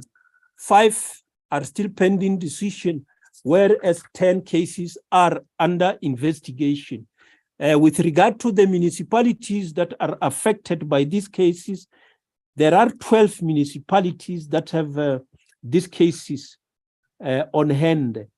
The one that recorded the highest is the Witzenberg municipality that have got 6, followed by Gneisner municipality that have got 3. And then those that are following is George municipality with 2, as well as Mazikama municipality that have got 2. The rest of the municipalities have recorded 1 case each. Coming to the next slide, talking to the COVID-19 matters in that province, there is 1 case that is at Mazikama municipality, and that case is still under investigation. In the next slide, we just share some of the media highlights as looking at the time allocated. We couldn't deal much with this, but I think every day when one look at the media, you'll always find success with regard to municipality. And I say even today, there are those that have been secured yesterday, convictions and arrests that are appearing in the media. In this one, we just cite some of the examples. Looking at this one, Deirdre van Rooyen, 52, a former employee of Newcastle municipalities, appeared in the Specialized Commercial Crimes Court in Durban for sentencing on charges of fraud surpassing 3.1 million. Van Rooyen worked as a payroll supervisor overseeing day-to-day running of the salaries office. Her responsibility included the payment of salaries from the municipal bank account.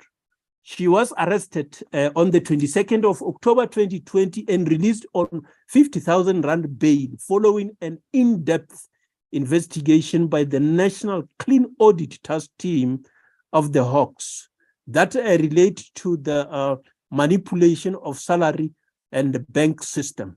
Van Rooyen received undue payments in excess of an ordinary salary. Further investigation linked her to banking details or to an additional 4 salary profiles of previous employees who left the employment. The investigation by the Hawks discovered 88 fraudulent salaries that were created over a period of 8 years, starting from 2012 up until 2020, which totaled 3.1 million. Van Rooyen pleaded guilty to the 88 counts of fraud on the 14th of May 2021. She also forfeited her pension to the Newcastle municipalities and repaid the balance of the amount in full by the other financial means. The Specialized Commercial Crimes Court in Durban sentenced her to 10 years imprisonment, of which 2 years were suspended for a period of 5 years with stringent conditions. This happened on the 1st of June 2023. This sentence is sending a clear message that crime does not pay. This modus operandi is used in the commission of this crime. It's not the first time that we come across this. It was used by Beauty Kilelo 42, who was sentenced on the 17th of February 2023 to 16 years imprisonment that was wholly suspended for creating ghost employees at Solplaiki municipality in Kimberley. Kilelo was also ordered to pay back the 778,000 that was stolen from the municipality. Going to the next slide, is a 27-year-old suspect was arrested by the Hawks Serious Corruption Investigation on the 1st of June 2023 in Delareyville for alleged theft and defeating of the ends of justice.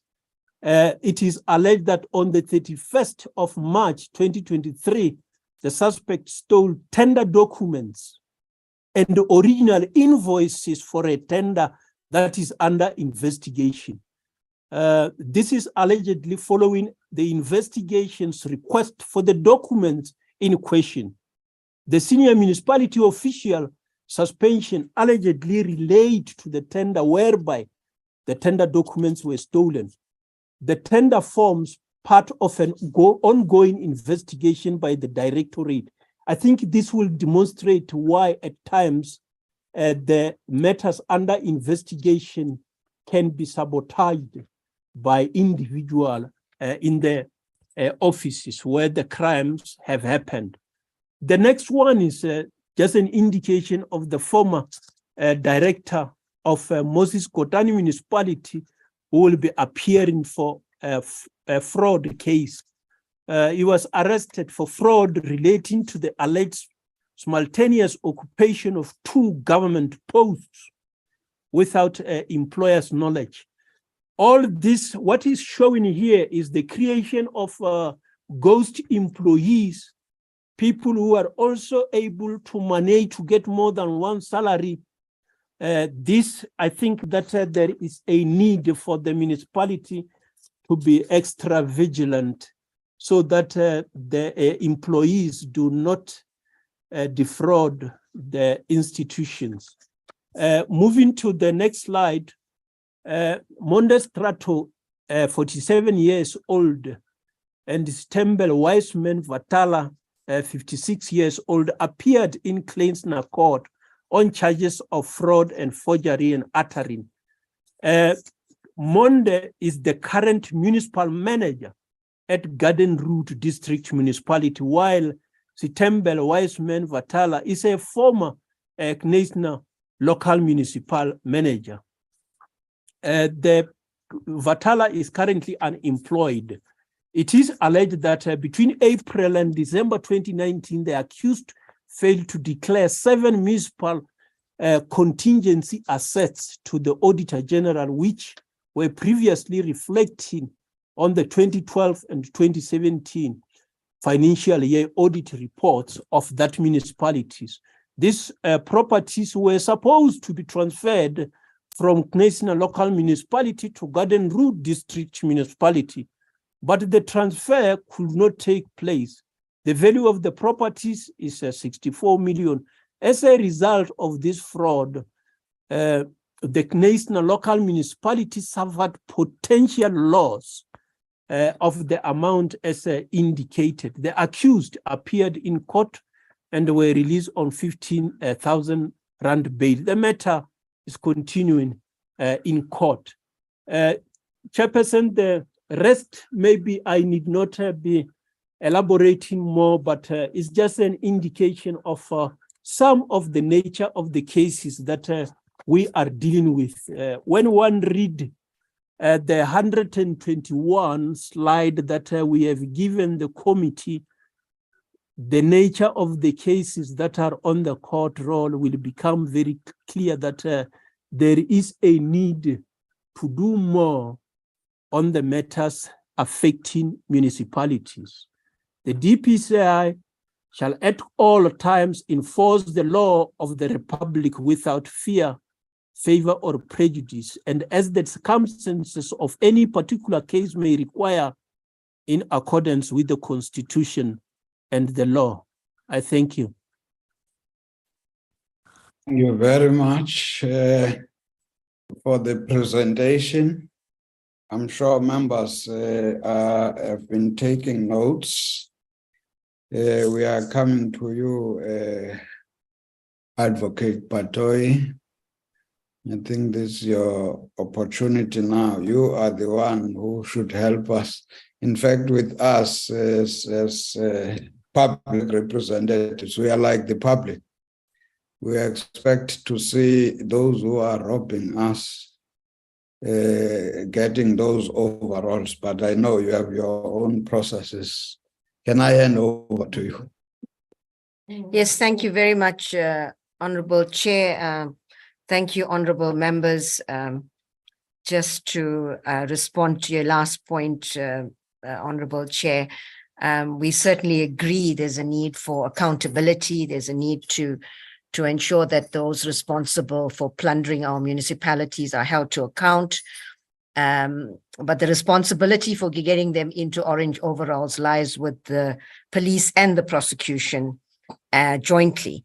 So we work very closely together, and I will take you through the presentation that actually demonstrates this methodology of very close working relationships between law enforcement agencies.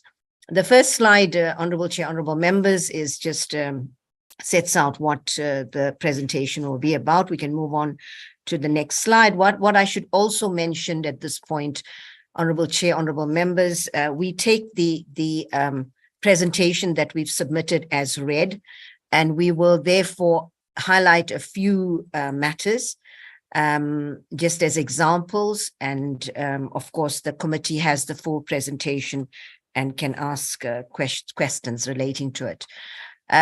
We thought we would, given that there are a few members, some members, including yourself, Honorable Chair, that are new to this portfolio committee, to just very quickly highlight the mandate so that it is clear, not just to members of the committee, but as you indicated, Honorable Chair, we regarded this as our reporting to Parliament as a very important part of our accountability to the people of South Africa through Parliament. So we recognize that we are speaking to the people through yourselves. To highlight, Honorable Chair, again, that the NPA's mandate is not to investigate, except for the new investigating directorate that investigates very specific high-level corruption cases. That is not the subject of our presentation for today. The NPA does not investigate. The mandate of the NPA is very clearly set out in the Constitution, and it is for us to prosecute, for us to remove the profit from crime by conducting asset forfeiture processes. And the prosecuting authority is the only entity in the country within law enforcement that is authorized to do asset forfeiture in South Africa in terms of the Prevention of Organized Crime Act. And of course, we also do within the Witness Protection Program, we protect certain witnesses that need protection. Our colleagues from the SIU, and I'm sorry, I didn't greet my colleagues, my partners in crime that are with us on this platform. The SIU colleague has in fact set out the legal framework. I think it's important, particularly maybe for new members and even for the public, to understand that in terms of the SIU Act, when during an investigation, there is evidence during an SIU investigation, there is evidence that points to possible commission of an offense, the matter in terms of the SIU Act must be referred to the NPA. And this is an important aspect to maybe spend just a minute on, because the SIU, my colleague has set out its mandate, and it's important, in addition to say what the mandate is, to actually highlight what the mandate is not. And the SIU mandate is not to do criminal investigations. But as I indicated on the previous slide, when there's evidence that points to criminality, they are then required to refer the matter to the NPA. But as I highlighted earlier, and this is a very important issue, although the SIU Act requires these referrals that point to criminality, don't necessarily meet the test for enrollment as criminal cases, because that requires a proper criminal investigation, which is different from civil investigations. When these matters are referred from the SIU to the NPA, we then, because we do not do criminal investigations, refer these matters to the DPCI for the criminal investigations to take place, and then for those matters to be submitted to the NPA for decisions. And therefore, you would have heard from the presentation by General Labia that all of the investigations that they are seized with, SIU investigations, have in fact taken a rather circuitous route of coming to the NPA and then to them. And we would ask, in fact, if there's any amendments to the SIU Act in the future, that it be changed to indicate that these referrals go directly to the DPCI and not to the NPA and then the DPCI, because it creates some confusion around what the role and function of the NPA is in this process. And so we then, in order to ensure that these, we work very effectively together, when we last appeared during this, before this committee, we had an old MOU, which we had signed with the SIU, I think in 2017, but we were reviewing that. We are now very pleased that the MOU between all the parties, and that is not just so it's the SIU, it's the NPA, it's the DPCI, and as well as the larger police service, the SAPS, has in fact been signed. And it's not just a document. We're actually using this as a guide for really important collaboration between these entities. And one of the new methodologies that we are adopting is that there's closer working relationships between entities with the SIU, sometimes even before a referral is actually made. And so it's very important to highlight this, because then when referrals are made, DPCI investigators are already au fait to a certain extent with the cases, and therefore it enables for quicker and faster processes. We can move on, Yanni. So Honorable Chair, honorable members, over the past, these are very, these processes that have been put in place to ensure coordination. I think it's important for us to also highlight that we tend to forget that the work of the NPA in terms of the new leadership really only commenced properly in 2021.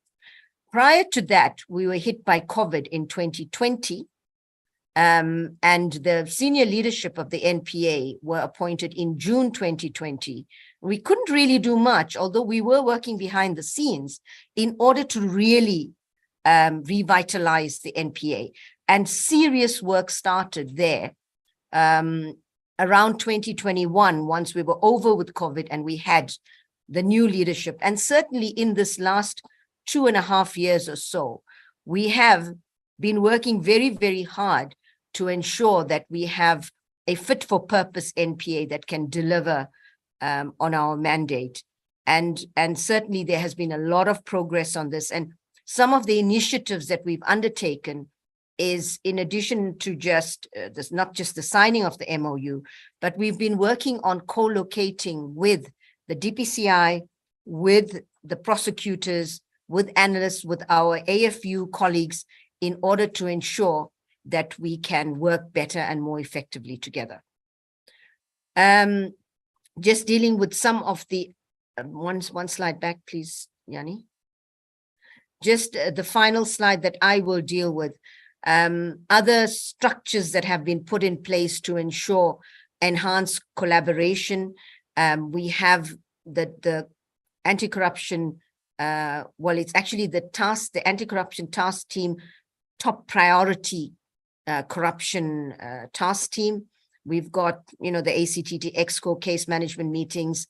Case management meetings are very important because they look at the details of each case and look at why matters are not proceeding fast enough, and looking at how each one of us can support matters better so that they can move faster through the process.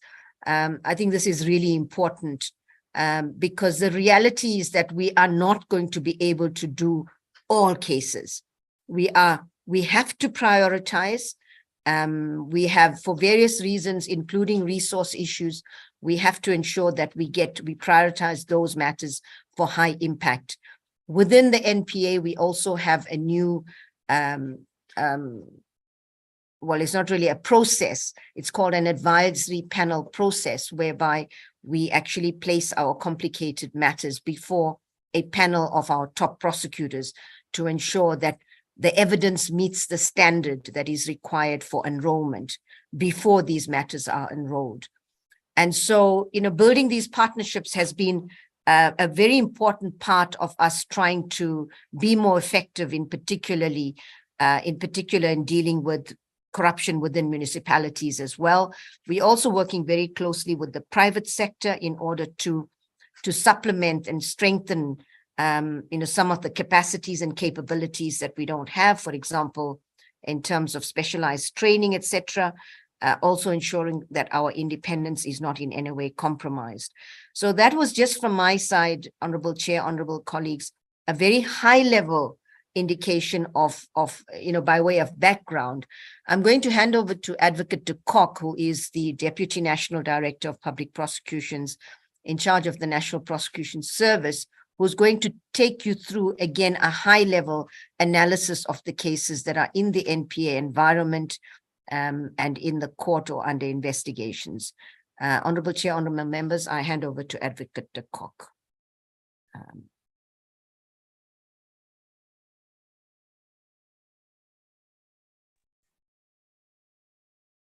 Thank you very much, NDPP.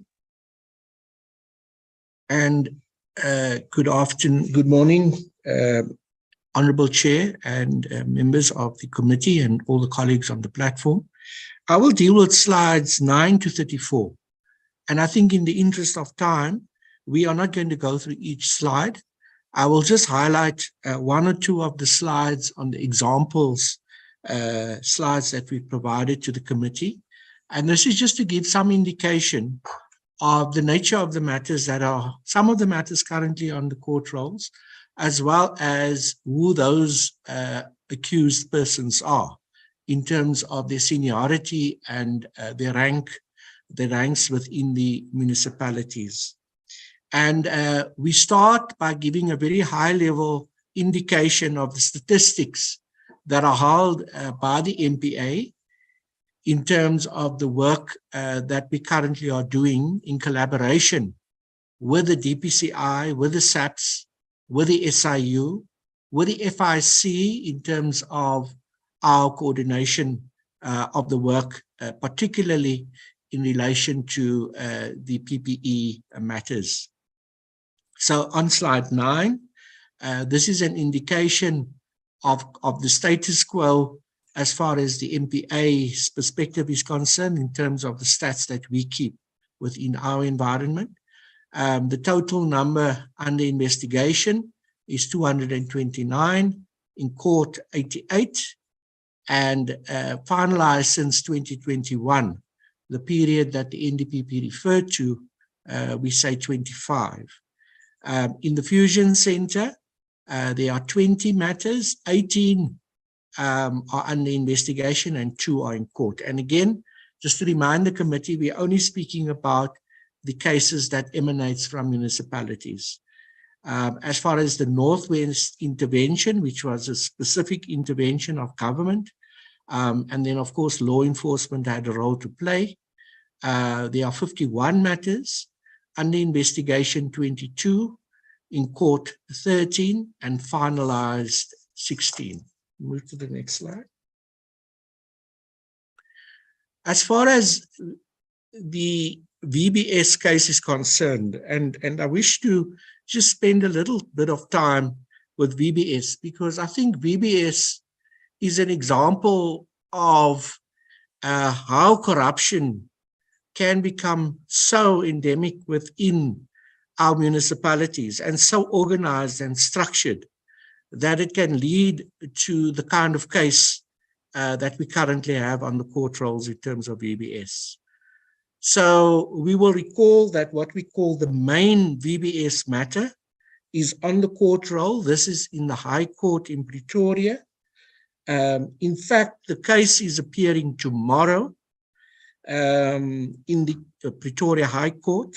This matter will be postponed for trial to the 17th of July, and it is set down to run for the full term from the 17th of July 2023.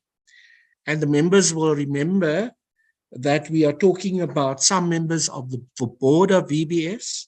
We're also talking about the executive management of the VBS Bank. And we have already obtained a conviction against the CEO of the VBS Bank. He got an effective term of imprisonment of 7 years. The actual imprisonment was 10 years imprisonment, 3 years suspended. And just to indicate to the members that he is fully cooperating with the state. He's currently serving his sentence, and he will be ready to be called as a witness in this case, in the main case of VBS. So linked to the VBS main case is then the further investigation that we had with the municipalities that were linked to VBS. And so currently there are, as reflected on the sheet, there are 17 matters under investigation. 7 of those matters are already in court. And as I've indicated, one individual, and that's the CEO, has been convicted and has been given that term of imprisonment. If I can just ask my colleague to move to slide 23, and we'll come back to slide 10 thereafter. I just want to give in slide 23 an example of the 2 municipalities that are linked then to the VBS main case. And you will see that in the matter of State versus Mokoena and others, this matter is on the court roll. It's linked to the VBS Bank in that, in this case, an amount of 347 million was invested in VBS. Of that, only 77 million was repaid to the municipality. So that case is before the court. There are senior people who are currently then charged with offences in terms of the Municipal Finance Management Act, but also corruption and related offences. And we are speaking about the municipal manager, the chief financial officer, and the manager of expenditure within the municipality. The other case that I just want to highlight that's linked to that is then the Merafong municipality, where an amount of 50 million was invested in the VBS Bank, of which the full amount was never repaid to the VBS Bank. And again, senior officials, municipal executives of the bank are also appearing in court. If we can then return to slide 10.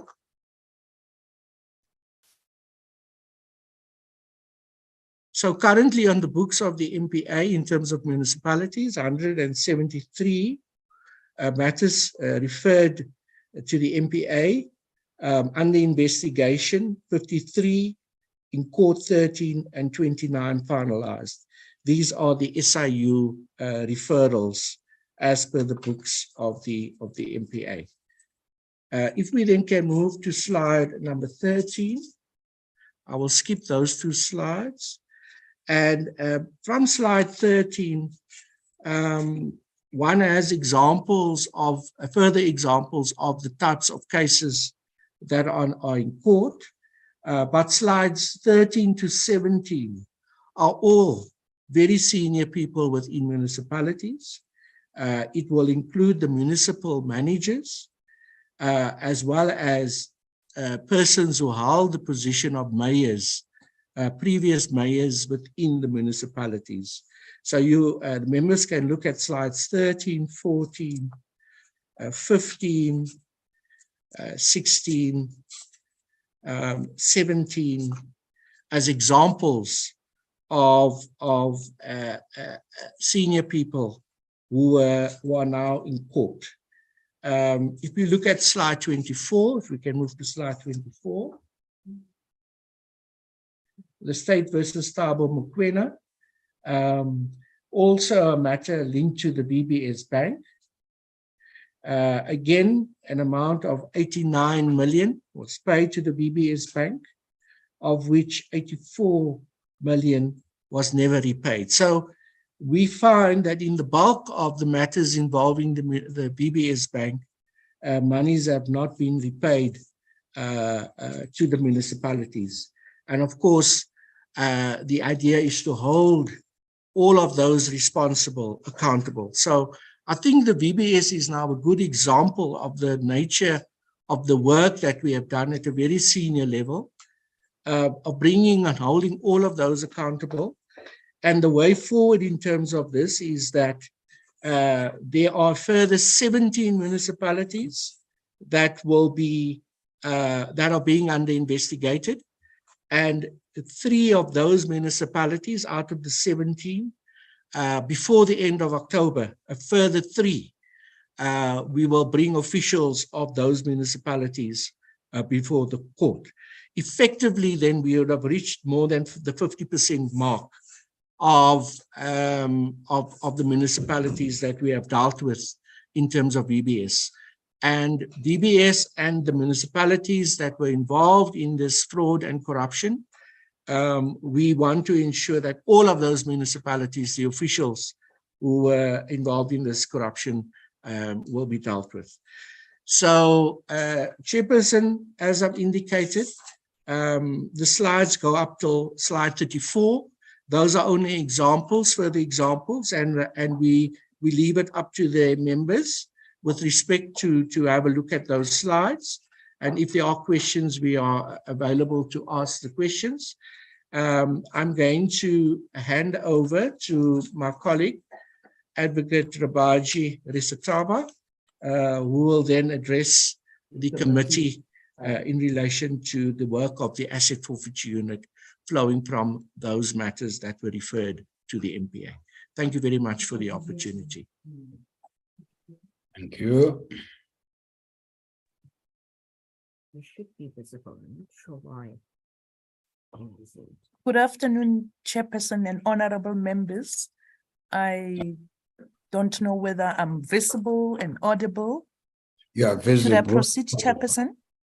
Please proceed. Yes, please proceed.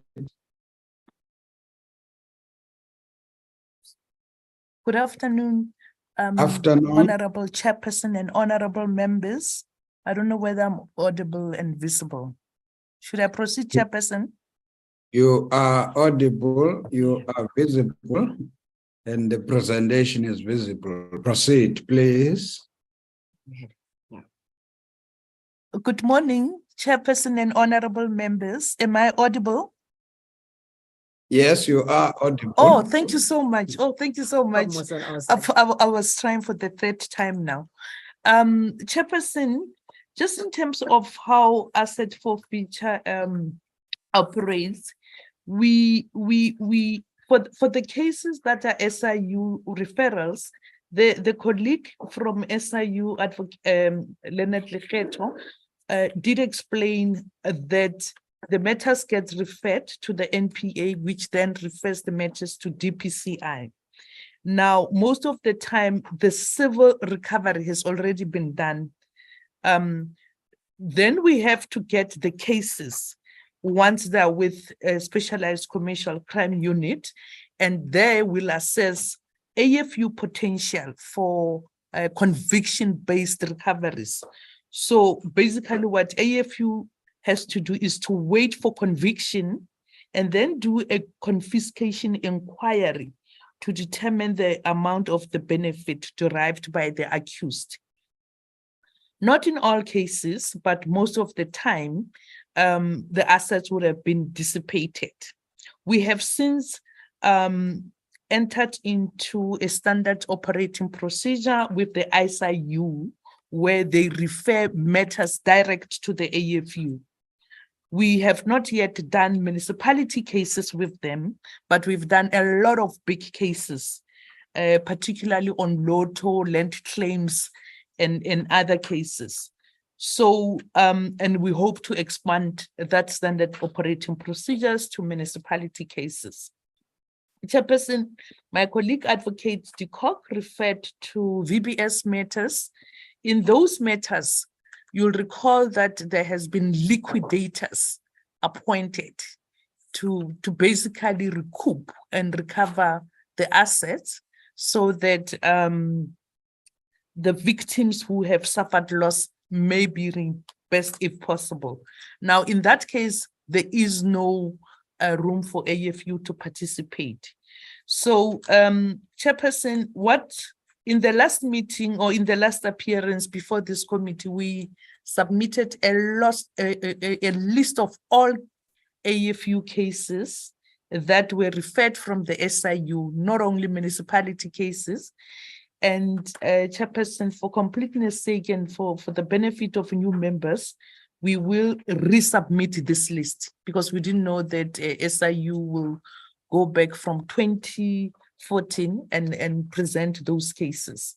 So this is where I want to end the presentation, Chairperson. Thank you for the time. Thank you, Honorable Chair, Honorable members. Thank you to Advocate Kock and Advocate Rabaji. Honorable Chair, Honorable members, just by way of conclusion and the way forward, we want to emphasize again, the importance of our collaboration between stakeholders. I'm sure is going to be in the coming year, we're going to be able to show more effectiveness in terms of cases that we bring to court more speedily. We have in the NPA enhanced our internal monitoring processes, and I've talked about prioritization. Next slide.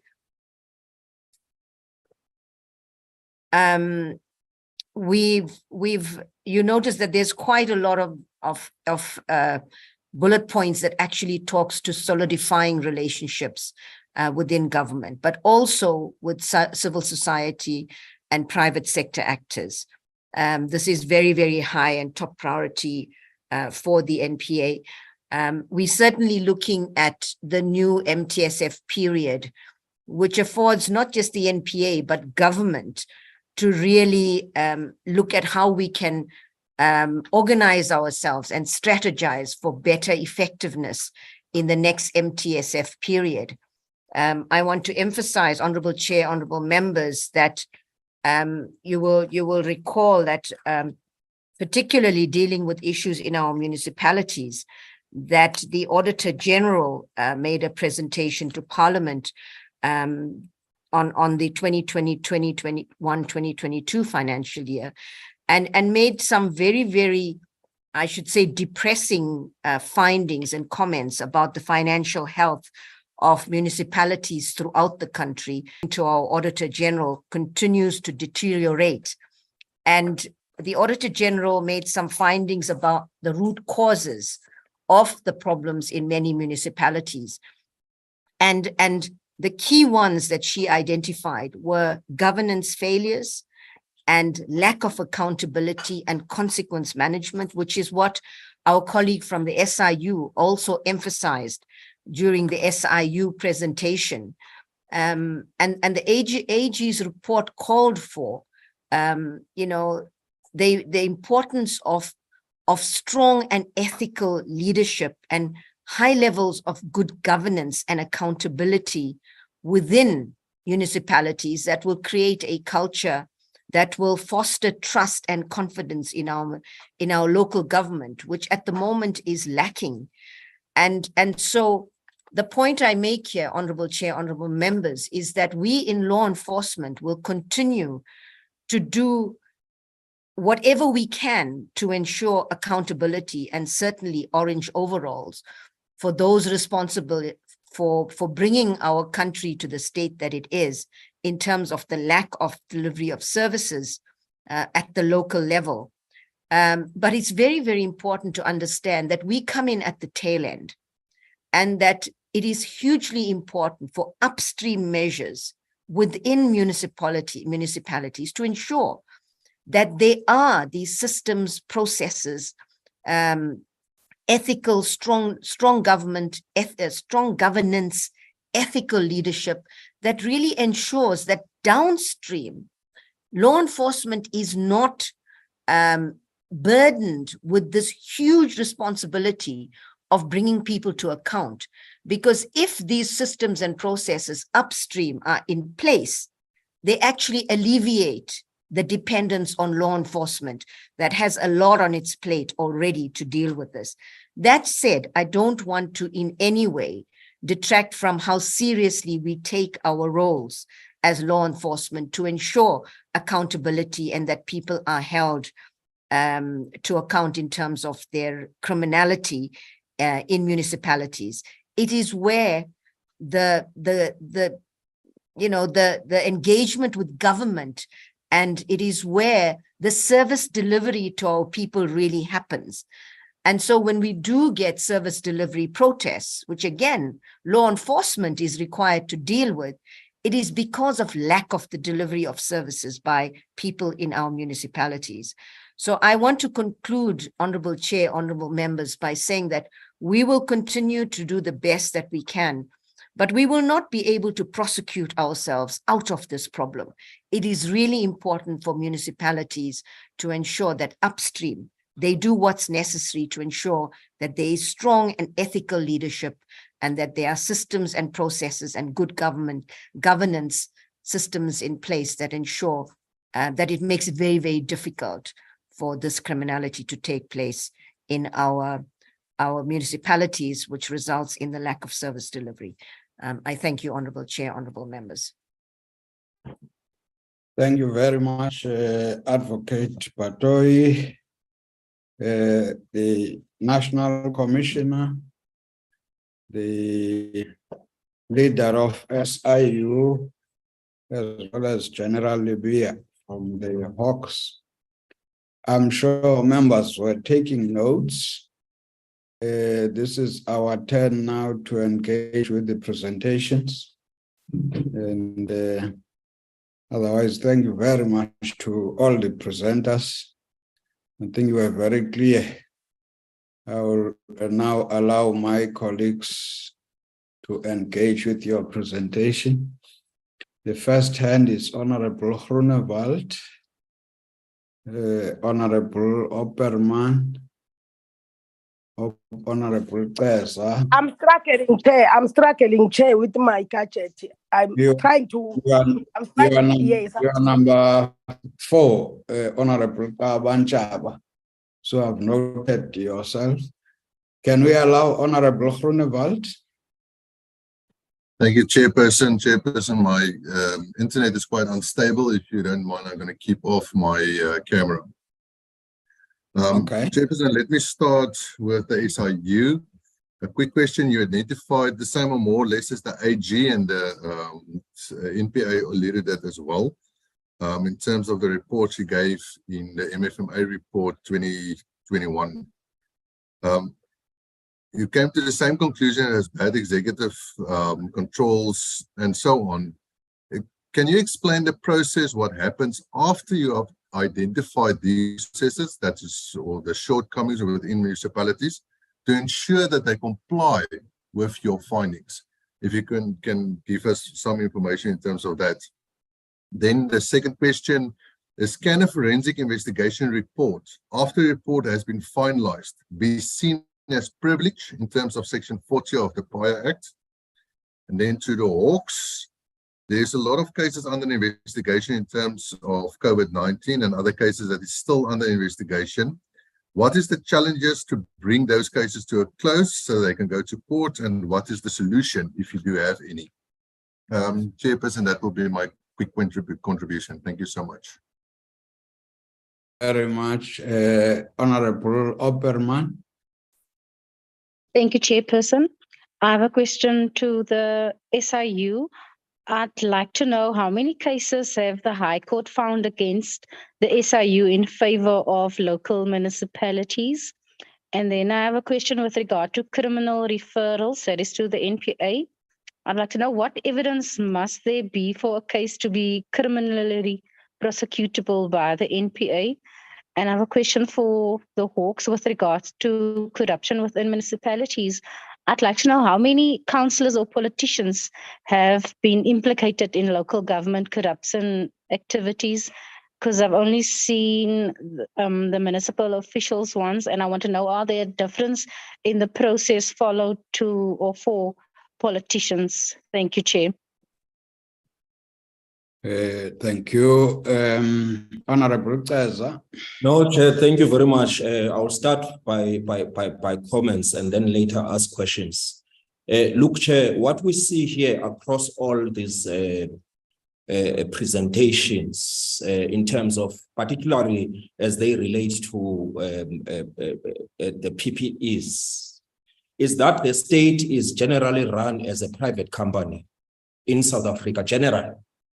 So we're not going to resolve, we're going to have a lot of these cases, so long as we do not consciously take a decision, and a sober decision at it, to abolish tenders, because all these things, Chair, all of them, they are located to private companies who do not necessarily have the interest at heart to, as the deputy president of the Economic Freedom Fighters, Gomsa Floyd Shivambu, says, that the private sector, which is dominated by white-dominated companies, have no obligation to develop South Africa, but is motivated to bleed government dry of resources. Inflated prices and corruption are part of the problem with tenders. Companies work under terrible workers in those companies. They work under terrible conditions, with long hours, with no medical aid, and they pay meager salaries. So as long as we don't build the internal capacity of the state to discharge its functions, and we act like, as local government, we act like a private company, we are not going to achieve corruption. We are not going to clamp on corruption the only thing that we are going to do, Chair, we are going to be reporting over and over and over again, because you are not going to change the ethics of the kind of the crop of leadership that is in local government currently. Nobody is going to change them. It is the law enforcement agencies who have demonstrated some of the issues pertaining. It is so, Chair, with the CWP, where you find ghost workers, where we have seen ghost workers, Chair, with no clear destination for participants owing to the quality of the training they get. So, Chair, we in order to realize public value in local government, the question of skills, the question of vacancies, as the SIU has outlined in their findings, the internal capacity, your institutional memory, Chair, as embedded in the Systems Act.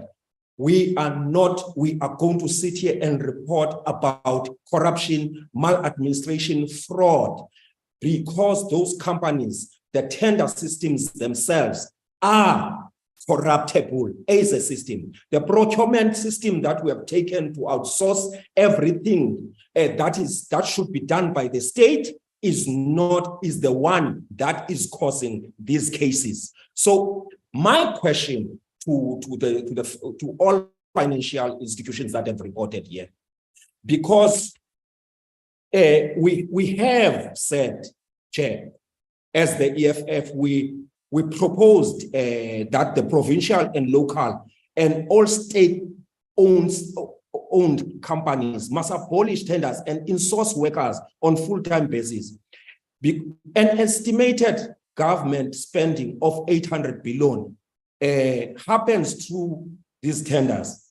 There are case studies where the economic freedom fighters has demonstrated that money can be saved by insourcing these goods and services. A plethora of goods and services that are done by these companies. So to save the state from corruption, to save the state from, last week I spoke about the e-government.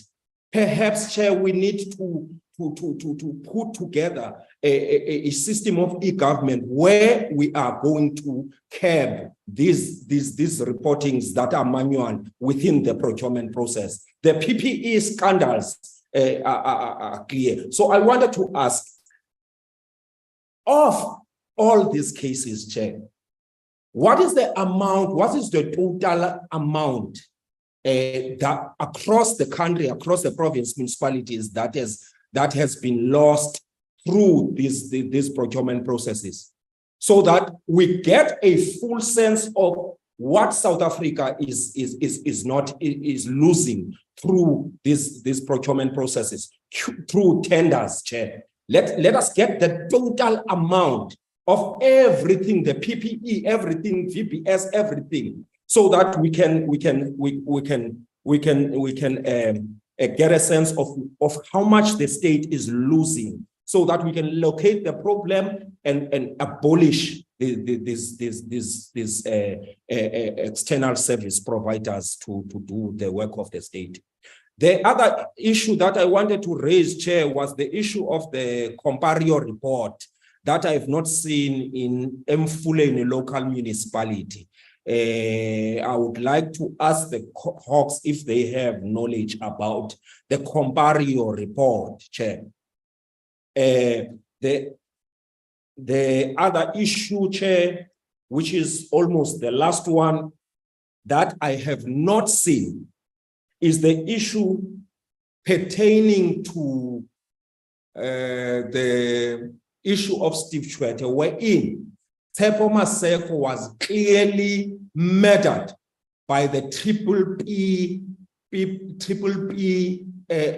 security company in the premises of the municipality, which demonstrates and give light to the environment of hostile environment and violent environment of local government, which is not attractive to professionals, Chair. I have not seen it here in terms of the referrals of the SIU. So I would like to get an understanding as to how far is that case, Chair.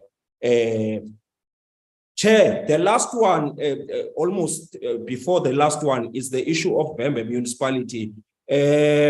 Collins Chabane was, I think he was a mayor there, and in Mkhalakwena was murdered. Mkhalakwena official was murdered. Collins Chabane was murdered. We are not hearing something about those cases there. Chair, the last one pertains to the manner in which we are often told about the Western Cape, Chair, how clean governance it is, how beautiful everything is run properly in the Western Cape.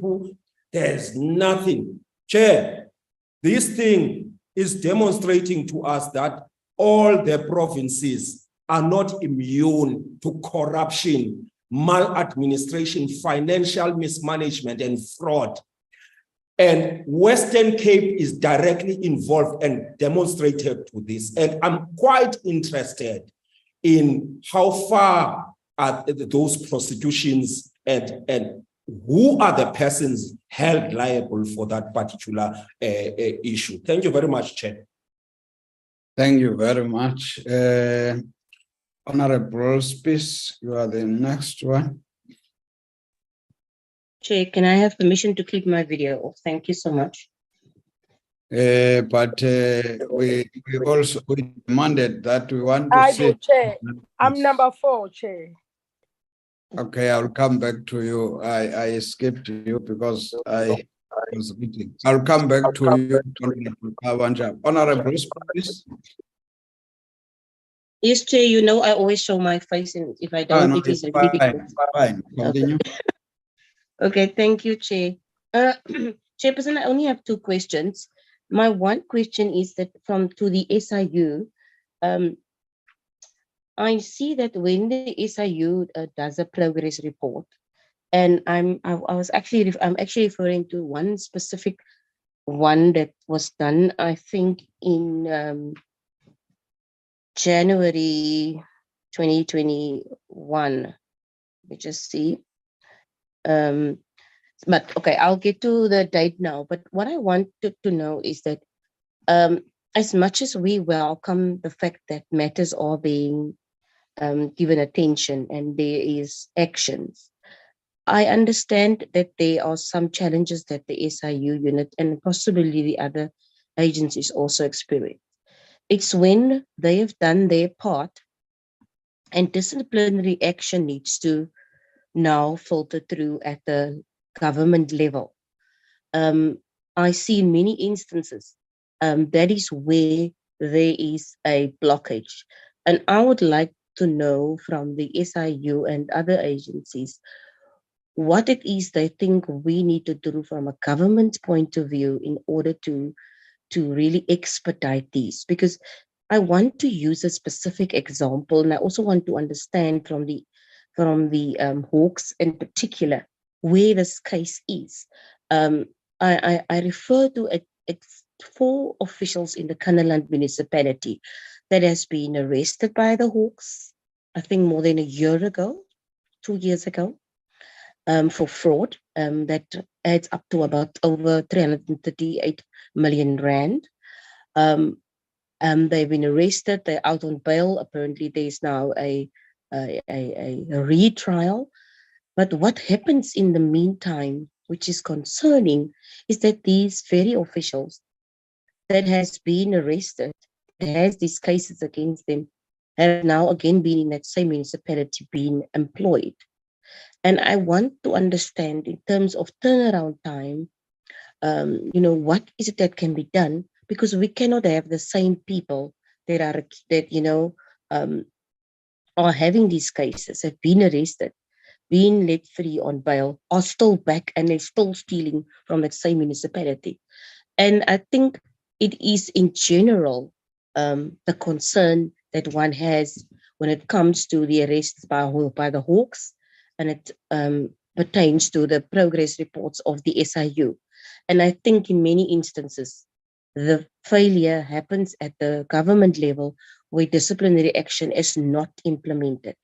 And although there is a lot of mention made about the special tribunal that the president has, established and announced, it doesn't seem as if also things are happening in that regard when it comes to progress made in cases being finalized. So thank you very much. Thank you, Honorable Abanchaba.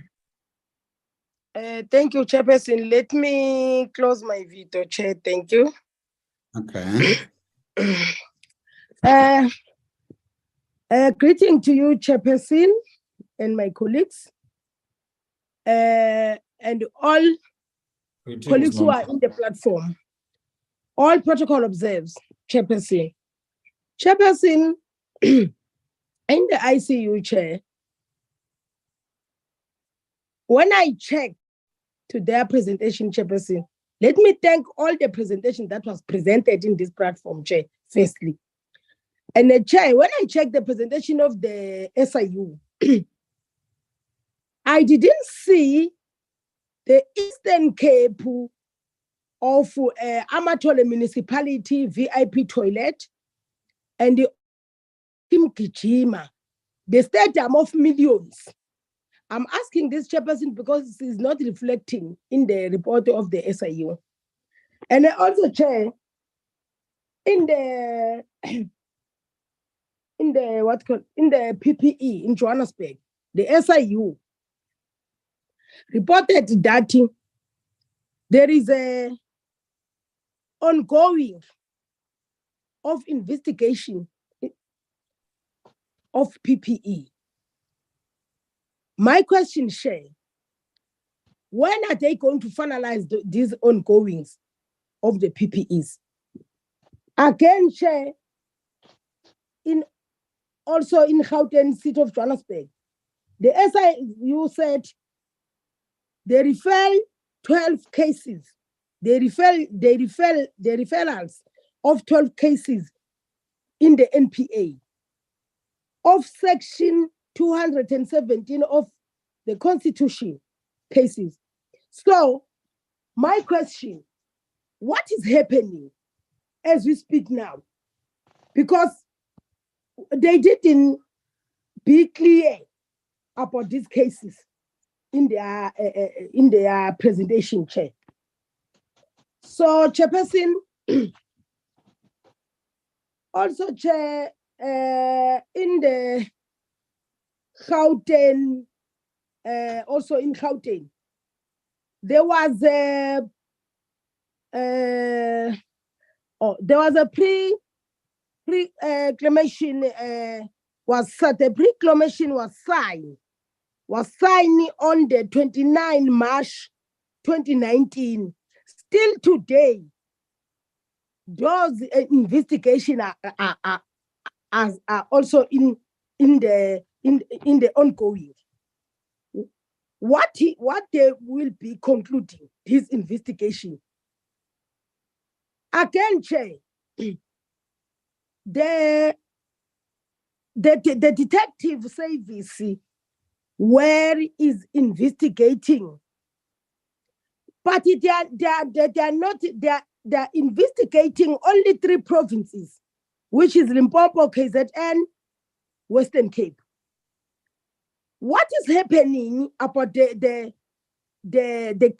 investigation of Inokim Kijima and Amatol to this detective services investigation, Chair?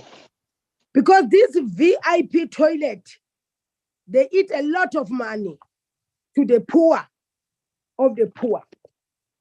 Chairperson, SIU in KwaZulu-Natal, in the Hedikwala municipality report was submitted on the 3 February 2017. Chair, my question, what was the outcome in that municipality in this report of the SIU? Chair, Hawks, General Libya, is too much unfinished investigation cases. Why are they charging people with no tangible evidence of making the case to be stronger so that the people will be put in jail? Or maybe they are trying to drag the life of other people to not going on and on. Because you cannot investigate the cases for 10 years, 5 years.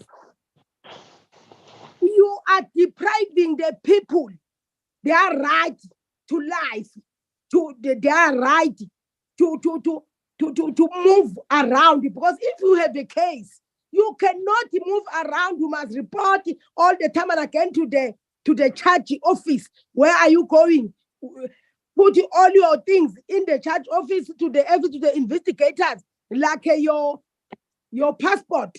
They must be held by somebody else because you are still having a case, pending a case of being investigated. Why, Hawks, are you charging people with no clear evidence or tangible evidence so that you'll charge the people to go to go inside jail if you have evidence? No, this thing is not right in South Africa. Hawks, do your job clearly. There must be a clear job that you are doing. Charge people with your evidence in your hands. Don't just charge people with the rumors, because it seems like you charge people behind the rumors, on top of the rumors. When you charge people, after that you go and all out trying to connect the dots of the evidence because you don't have. No, don't play this game. Don't play this game. You are making the laws to be weaker. Our laws, it seems like, are weak because we do things, but we are not finishing. How many pending cases here? I don't even want to say anything. While I'm looking, your document is full, but nothing is happening. Chairperson, as I'm finished, here in the NPA, there are 229 under investigation cases, only 88 finished. My question is that, as the investigators, are you not talking with each other to assist each other to speed up the cases to be finished? Thank you, Chair. Much, Honorable Smale.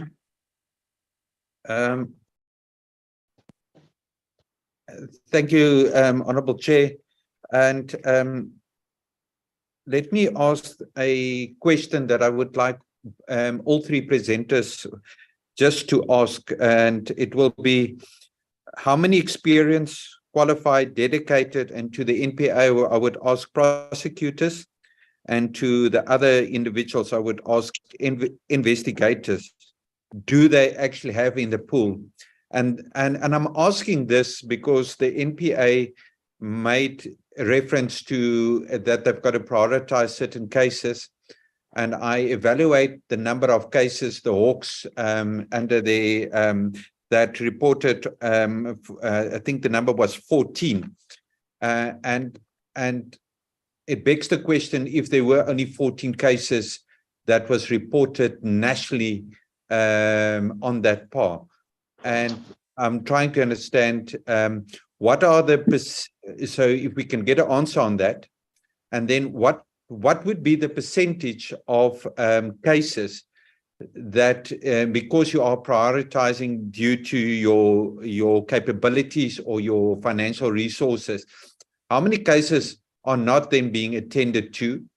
And if those cases are not being attended to, what is the process of scraping that case, because there has been a complainant, and I'm just trying to understand how do we deal with that. Then I've also seen the number of investigations report from, let's call it from the SIU to the Hawks to the NPA, and everybody's doing investigations reports. What is the quality of those investigations reports? Is it a different type of investigations report? Is there a question around the validity or the quality of those reports? Are there concerns, or are there not? When we read or that presentation that was done by the SIU right at the end about the coordination and monitoring mechanism of all three departments, including with Treasury, speaks directly to the monitoring and evaluation of the outputs of those investigations or the court orders that requires some sort of action or blacklisting of certain companies, or even taking action against some of the officials. My question is, who follows up on that to make sure that it actually has been done on that ground? How do we determine that it actually has been done, especially when we look at the request towards disciplinary action being taken towards officials? I've also noted that the referrals for disciplinary actions vis-a-vis NPA referrals, which would require some sort of a prosecution at the end, that sometimes the number of referrals to the NPA is higher than the DC referrals to the local sphere of government. Why would in the cases it would be why would the NPA be higher and not and from a municipal side lower? I would think that they would be equally above there, because there is some sort of maladministration or corrupt activity that took place that would require action against certain officials. When we look at the VBS saga and the two court cases, or the two municipalities that were mentioned here, we know that the majority of the VBS municipalities took place in Limpopo province. Over 1.2 billion rand were lost.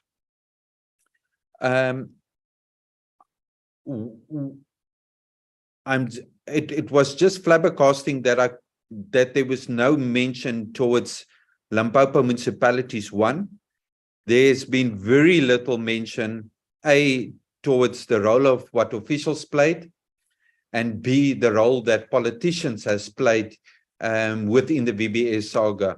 Also knowing that there were certain forensic reports that are public comment that made a reference to directly towards officials and towards politicians. So I'm trying to understand for today's presentation, why was the 1.2 billion rand lost in Limpopo not actually being mentioned here?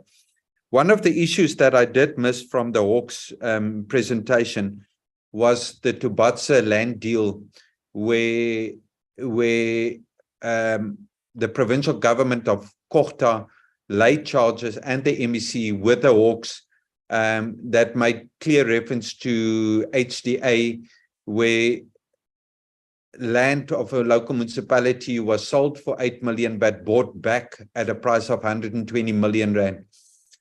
And I'm just trying to understand why that wasn't brought towards the book here, or are these the cases that might not have been prioritized by yourselves during this period? So Chairperson, I think I just need to stop there for now and then maybe just get certain answers later and maybe come back on a second round. Thank you. Thank you, Honorable Mbumza.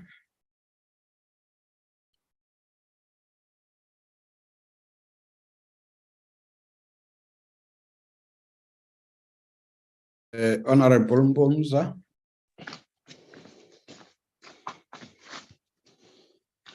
Yes, good morning, Chair, honorable members, and the heads of charity institutions. Chair, may I, with your permission, close my video camera? You can. Thanks, Chair.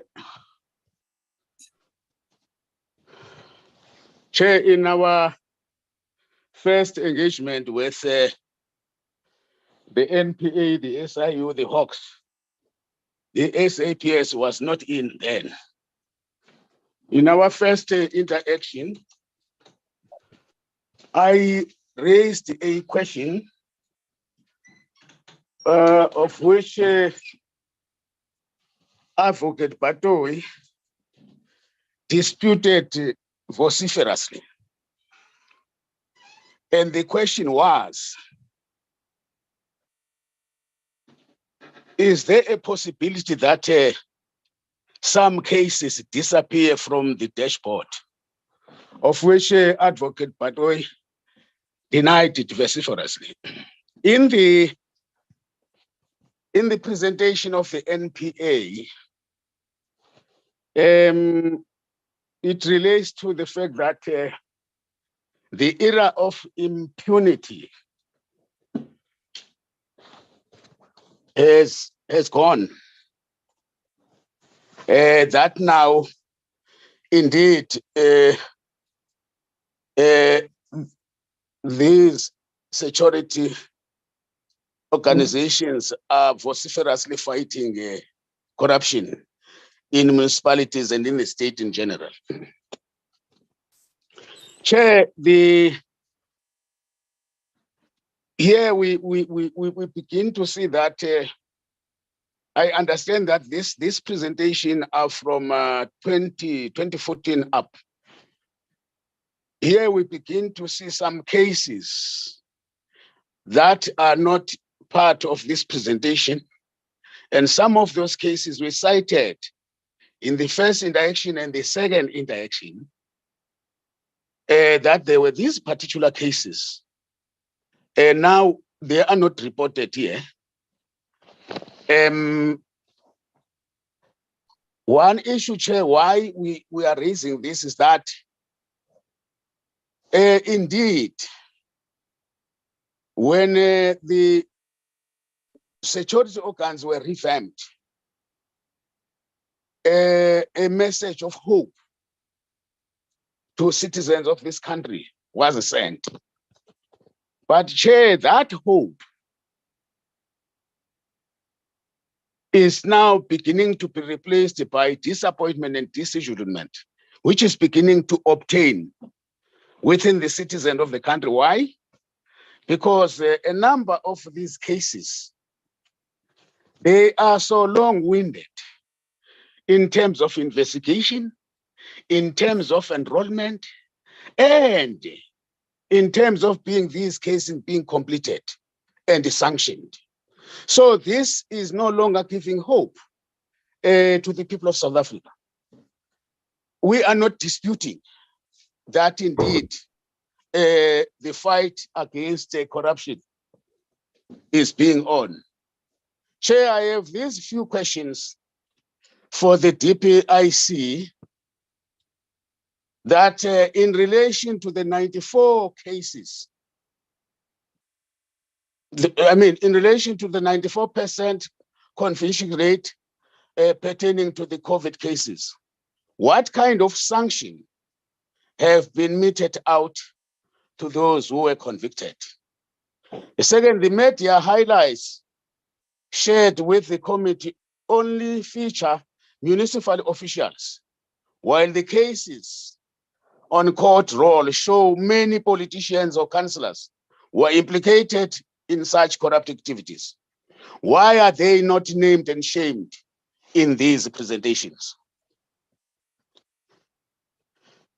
Going to the NPA chair, it is indicated that the former housing and planning manager in the Lesedi local municipality was convicted of 78 counts of fraud, amounting to more than 100 million.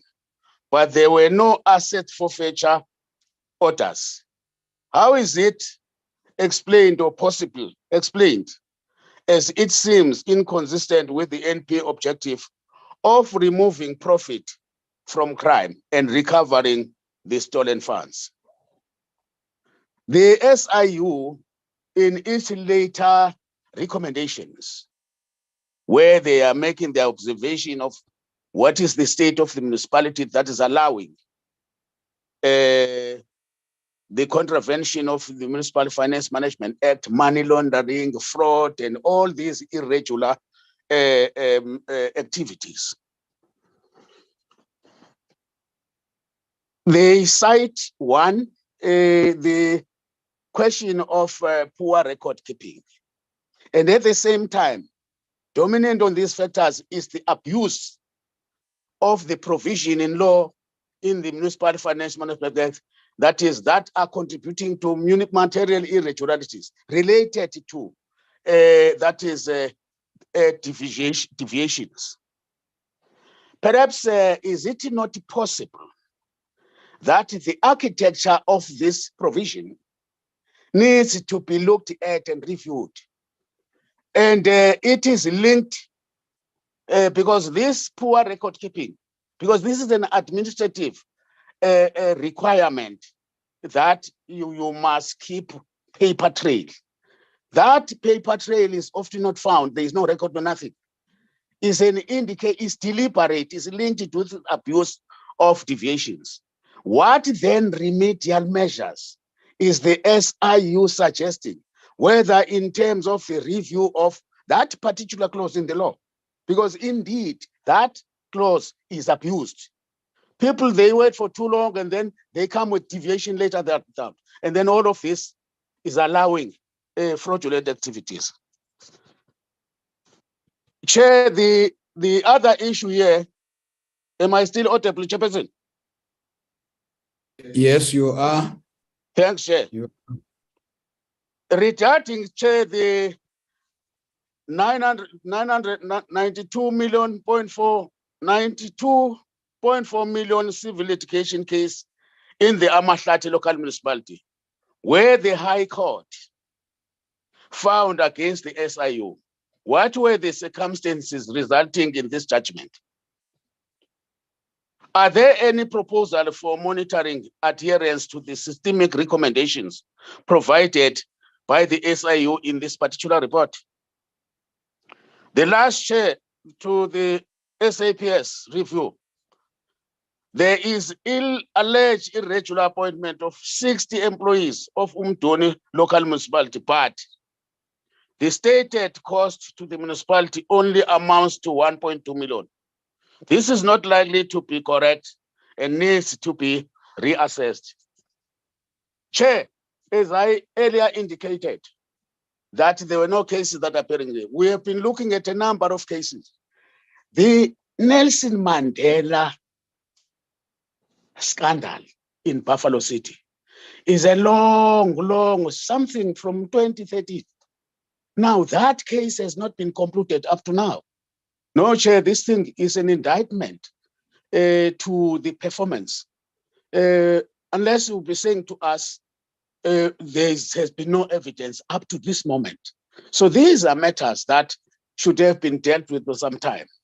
Otherwise, we do appreciate the presentation and we see some progress. But what is funny is that a number of cases are actually reflected and reported in Metro Municipality, and Tshwane Municipality is the leading culprit. And it is funny that we would have 20 cases in one municipality. And what is the municipality actually doing to ensure that these measures are not happening? Thanks, Chair.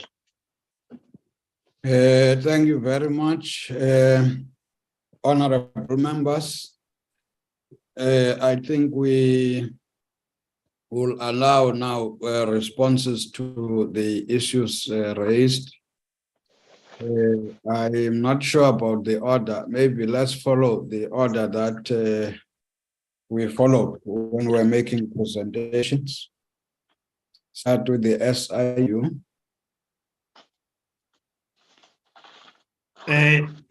Honorable Chair, honorable members, thank you for the questions. In terms of the questions that are being asked, the first one is what happened after we have identified the failures or within the municipalities. Normally the process, Chair, what happened is that as we investigate and we come across any irregularities or a system failure, what we do, we write to the municipality immediately. We don't wait for the investigation to be finalized. So we write the referrals to the municipality to say, based on our observation, these are the issues, because we want those processes to be corrected so that there shouldn't be any repetition of what happened. So we refer it to them so that they can take action and rectify whatever we have identified. So as the investigation goes on, we engage with the municipality just to check whether did they implement the recommendation. So at the end of the investigation, when we write our report to the president, we also write to the municipality and say, now we are done with the investigation. Give us a report on what the outcome of our recommendation is. So we have that, we include that in our report. And sometimes if they have not done it, then we include in the report that the systemic recommendation were not implemented. Then the report goes to the president. So the president recently has been releasing the reports to the specific other department or municipality. And in the releasing of the report, he asked the municipality to explain as to why they did not implement the recommendation, or what action did they take in terms of the recommendation from SIU. And currently, that's what I indicated in our last slide, that we are dealing with the presidency with the mechanism of getting feedback from municipality or department based on the recommendation that we are making, so that there should be action that is taken. And again, Chair, what we normally do, if there are some systemic recommendation, we have indicated that we do some awareness. We take our team, we go to the municipality and invited all the senior managers, all the employees. We do some awareness, fraud awareness or whatever in the municipality, whereby we outline some of the issues that we have found out of the investigation. And out of that process, what we expect from them is that we develop an action plan, which is going to address some of those issues that we have found out of the process. So that's what normally we do. But as you can see, the magnitude of the municipality, we are unable to do this on each and every municipality, because we are also investigating the SOE and national department and provincial department over and above local government. So those are some of the measures that we put in place. But overall, we request them that they must give us an update of what has happened. Then the next question was, how many cases have the court found against the SIU? I've just checked with our civil litigation unit. There's only one matter where we have the court has found against the SIU on the municipality, but we can still go and check. And I think it's a matter pertaining to Amahlati local municipality, where we are appealing the matter, because there are some irregularities that issues that we found which were not considered in our application. So we are appealing that matter, Chair. It's in motion. So the issue about how much is government losing on corruption, I think that's something that we have not done. But I think currently what we are trying to do as the SIU, we are trying to put together some of the data that we have so that we can able to make some prediction and also to assist government in terms of all the data that we've got pertaining to all the corruption, trying to collate so that we can see what is it that is happening in terms of corruption, the trends, the pattern, the risk, and all those aspects. But in terms of the overall corruption that is happening in government, we haven't done that. The matter pertaining to Tshepo Maseko, I'm not aware of that matter, Chair. I think it's something that we can always go and check about. But as far as I'm aware, I'm not aware of any investigation pertaining to matter. SIU investigate corruption, malpractice, maladministration. We don't do criminal like matter and that kind of investigation. So the honorable member mentioned of a report of January 2021, and the question was, what should government do in order to make sure that the DC are implemented?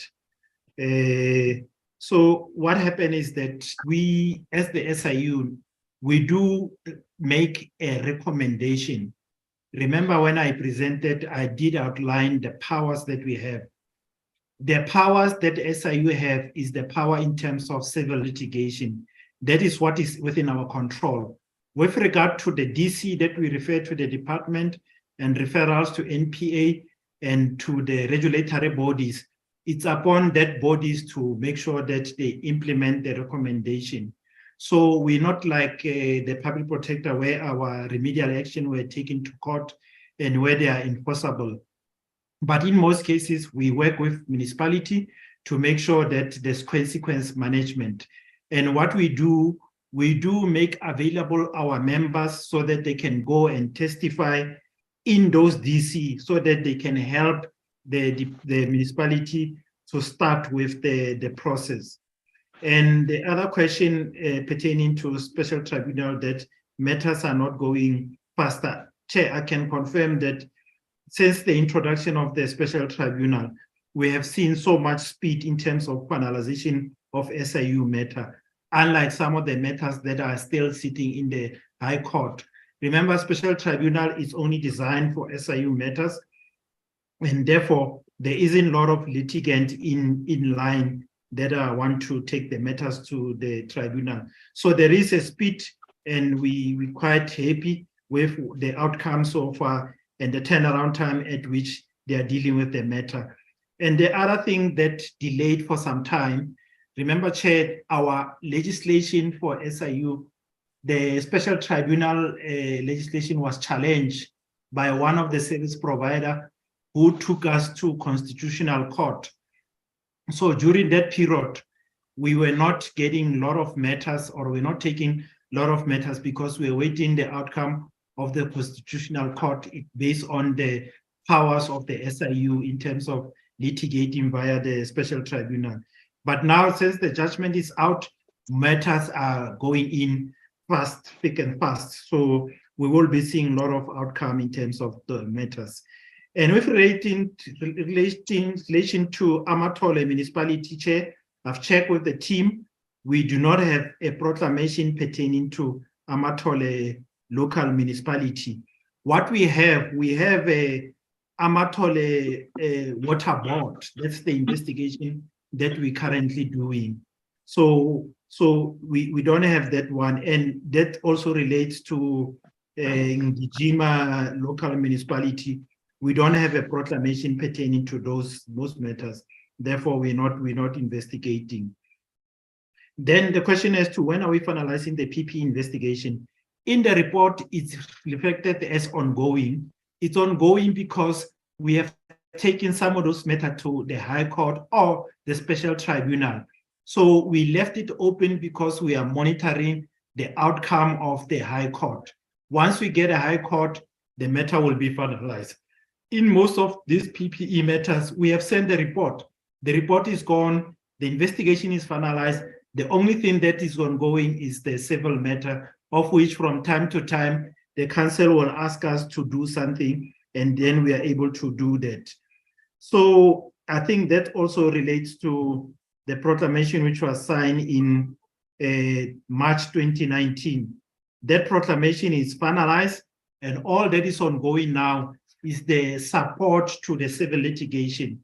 That's why we refer to the matter as being ongoing, because we want to track the outcome of the civil litigation. Then relating to Herigwali local municipality, the outcome of that investigation is that we have referred 9 NPA referrals, and there's also litigation to the value of 2 million that is currently ongoing. And the update is that the matter is under discovery phase, whereby litigation is ongoing. Then with regard to how many experienced investigators does SIU have, I didn't get that information, but I can indicate that we do have more than 400 investigators, Chair. And based on the work of SIU, the strategy or the resourcing strategy for SIU enable SIU to recruit as and when there's more work that is coming, and the people that comes in, they come in a contract pertaining to the work that is currently in under place. But otherwise, we do have that flexibility, because in most cases, we don't know how many proclamations are we going to get or not get. So as a result, we do have always members that are recruited and be on standby for any time where we get more work, we are able to recruit and add up to our capacity. What is the quality of the investigation report? Our report, Chair, is a report that summarizes the outcome of the investigation. As we investigate, we come across criminality, we refer to NPA, we don't wait for the finalization of the investigation. And if there's a DC also, we don't wait for the investigation to be finalized. We refer immediately to the municipality together with the referrals to the regulatory bodies. So these referrals are being made as we go. Then at the end, once we're done with the investigation, we do a report where we put every activity that has taken place within the investigation. That is the kind of report that we produce. And that report goes to the president. And as we make that report, we also, like I indicated, that we go to the municipality and ask, what have you done with regard to this recommendation? And also to the regulatory body and the NPA. Then we include any outcome that we have received at the particular time that we make the report. Then the report goes to the president. So it's a summary of what has happened. The real referrals, it's packaged separately and it's taken to the municipality so that they must take action. So the quality of a report is fine, and I think hasn't been tested or been challenged so far. And who follow up on the recommendation for DC and blacklisting? We do follow up as the SIU, like I indicated, that as we do the report, we write to the state institution to say, we have referred so much, what happened to it, so that we can include it in our report. So there are mechanisms, based on the restructuring that we have done, there's a unit that is looking at the follow-up, making sure that we follow up, because we don't just want to refer, we want the impact. We want to see action be taken against some of those referrals that we have made. And so far, we're finding cooperation. There hasn't been many instances where we found that our recommendations are not being implemented. It's only the instances where the recommendation is either against the person that is in charge of that institution, where we find a way, whether we refer it to the MEC or also to the council so that they can take action. But in most cases, we find a cooperation in terms of our referrals. And the issue about why sometimes our NPA referrals is higher than the referrals to the municipality. That is why the criminal referrals is higher than the DC referrals. So the difference is when we refer, we refer the for criminal, we also refer the companies and the directors of companies which are not part of the municipality. That's why sometimes you find that the number of NPA referrals are much higher, because there are external people that we are recommending for charge, maybe those that have been involved in any irregularities. So in most cases, it's not par to par where we make 4 DC and 4 criminal. So there's always the variation that takes place because of the people that we are looking. And on the issue about the abuse of deviation and poor record keeping, as to what measures can be put in place in order to change the law, we did engage COCTA at some stage. And also, I just need to indicate that the establishment of the local government anti-corruption forum is just to look at the corruption, to look at the maladministration, to look at some of the legislative amendments that can be used based on the outcome that we are getting out of the investigation that we are conducting. So that's the whole purpose, where some of those aspects are going to come out of the local government anti-corruption forum to recommend that we, based on our observation, this is where we need to plug in. I remember there's one aspect that is currently on the table, is I think it's the section 32, the picky begging. I think it's quite prevalent, where there's a lot of picky begging, and when it's done, it's not done correctly, whereby we also feel that it's being abused. So all these things will be lifted up out of the local government anti-corruption forum. And Amahlati, are they implementing the recommendation? Yes, the Amahlati, they implemented the recommendation of the SIU. The only thing that we had powers to do was to take that contract to court so that we can declare it invalid. Like I indicated, that the court fined against us, and we are appealing that matter, and it's currently under review, where we want to set aside the judgment by the High Court. So we are appealing that matter. Chair, that's the question that I managed to note out of the honorable member. Thank you so much. Thank you very much. Can we allow the Hawks?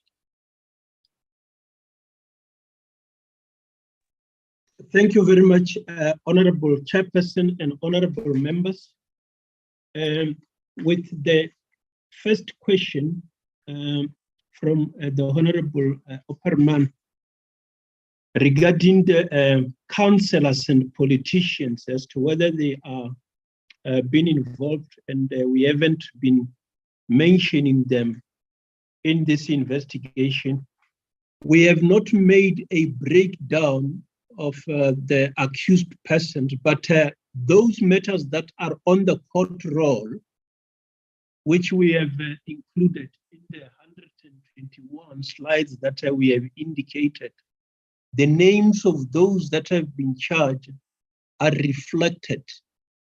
Indeed, we may not have in all of them classified them as belonging to either councillors or politicians. We do not discriminate. We deal with them as suspected criminals.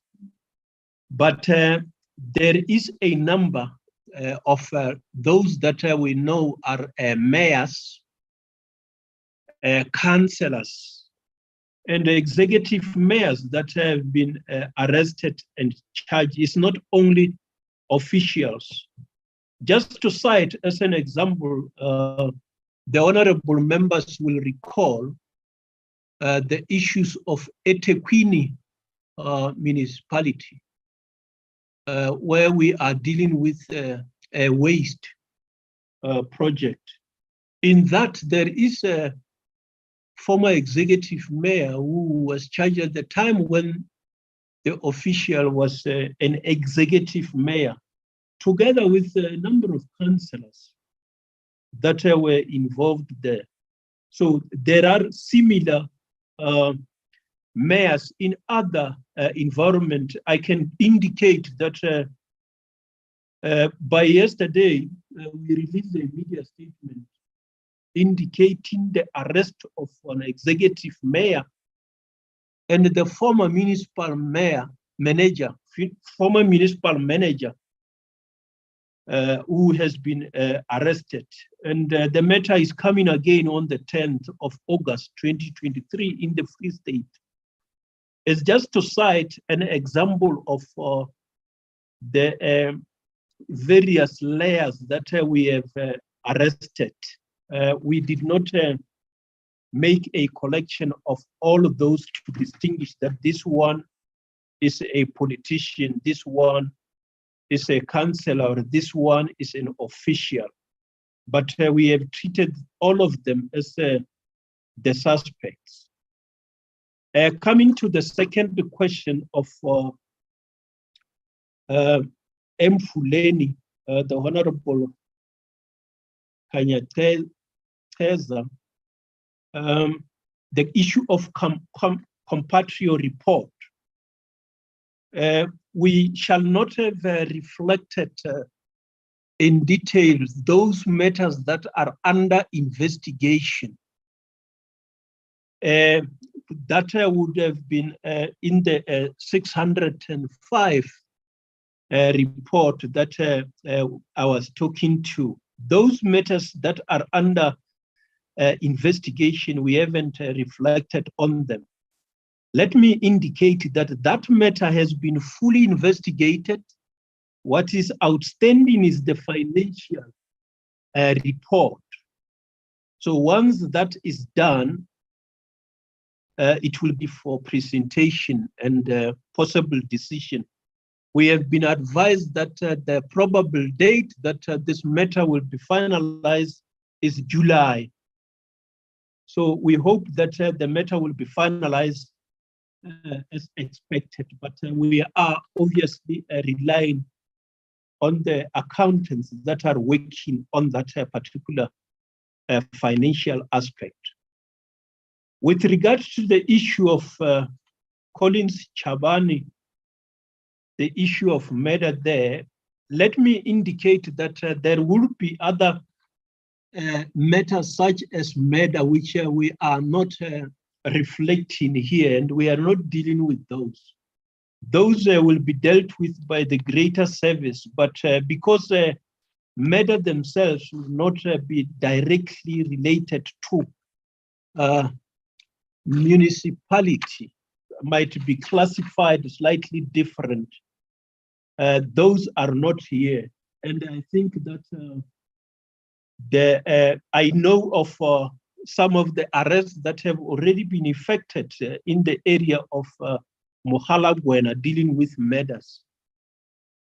But again, in the DPCI environment, we know of arrests that has been effected affecting Mohalagwena municipality, which matter is on the court roll. It is just an indication that some of the matters that are not reflected might be classified differently as compared to the investigations that we are currently dealing with. With regard to the question of the Honorable's piece in Kanana, where the suspect would have been arrested and then out on bail, and then they are back at their respective environment work-wise. Yeah, those from time to time will find that some of the suspects that are out on bail, which we consider them to be the accused in our environment, discipline-wise, which the municipalities must deal with that, which may also bring about the element of suspension and the like, is something that we are not in control of. Ours is to secure the attendance of the accused persons in court. And then that is where we will obviously be ending the disciplinary and the removal from that environment is the responsibilities of the relevant municipality. Coming to the question of the Honorable Chaba, relating to the Amatula and the Inokham Gijima municipalities, let me indicate that with regard to the Amatula municipality relating to the toilet scandal, the honorable members may have noted that arrests have been effected in that case, and the case is on the court roll. And the matter will be coming again on the 14th of September at the Makanda High Court. That will be pending the decision on the representation that the accused person shall have made with the National Prosecuting Authority. So it's not set for trial. So there will be several processes that will be taking place. But otherwise, the accused persons, 10 of them have been secured before court.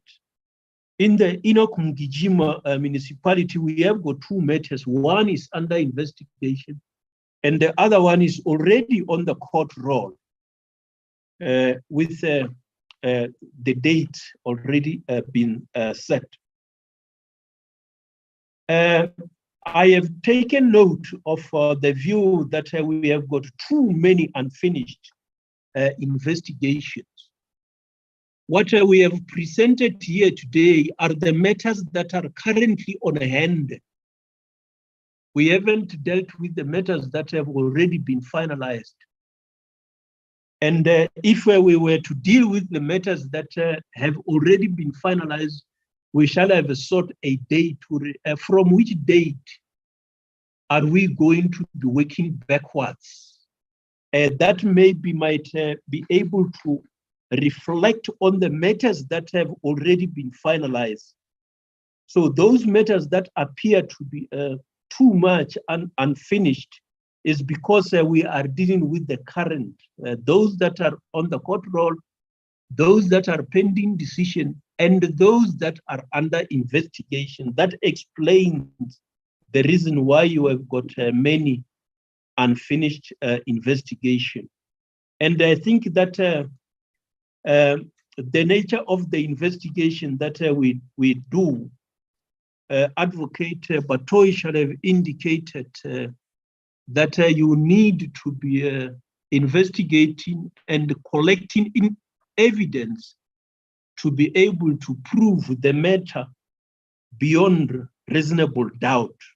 So that is how you have got to be collecting evidence. We have been indicating that in some of the matters are so complicated that you get more than 2,000 charges in one matter, and more than 1,000 statements that you have got to collect to say that you are now ready, you may secure the attendance of the accused persons in court.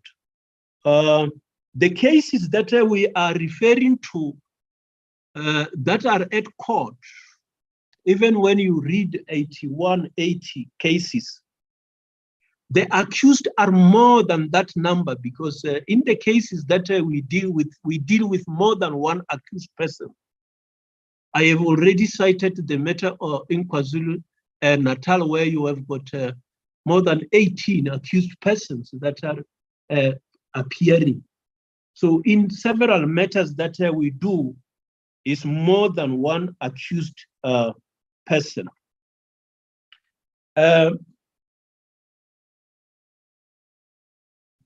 With regard to the question of the Honorable Smale on the Dubazi land deal, whether the matter is because it has not been prioritized.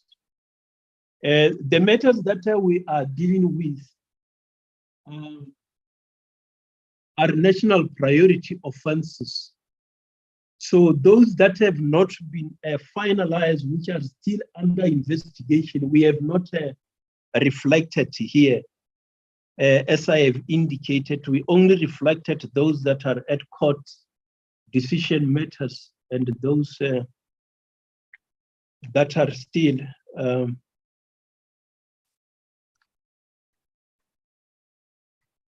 so that I will explain the matter on the land deal. We may, if necessary, have to go and revisit that specific one so that we can be able to respond properly on that matter. With regard to the question coming from the Honorable Trini Kaya regarding the 94% conviction and the nature of the sentences, we haven't unpacked the nature of the sentences on these matters that have been finalized. We were just looking at the rate at which the convictions are secured. That is, when you are securing 94%, it means that once the matters are on the court roll, we are not losing them. Several matters, we haven't highlighted them, those that have been finalized. We only selected a few samples that are appearing on the media highlights. Honorable members can rest assured that every time we effect arrests, we inform the public, and these matters are reflected on a daily basis on the media. There is no day that goes by without achieving a success, either arrest or conviction. So I think that I have touched on the matters that relate to the DPCI. If there is anything that we have missed, we can obviously touch on that. The matters relating to the Nelson Mandela municipality, those that are in our space, there are those that are postponed to the 26th of June this month. In general, let me say that we are not naming and shaming individuals that we are dealing with. We reflect the names of those that we are arresting, those that are appearing. We reflect the names of those that have been convicted. What we are not doing is to name and shame. Thank you very much, Honorable Chairperson and honorable members. Thank you very much, Honorable General Libya. Can we hand over to Advocate Patoy? Thank you, Honorable Chair, honorable members. Advocate de Kock will deal with one or two questions and then I'll wrap up. Advocate de Kock. Thank you very much, NDPP.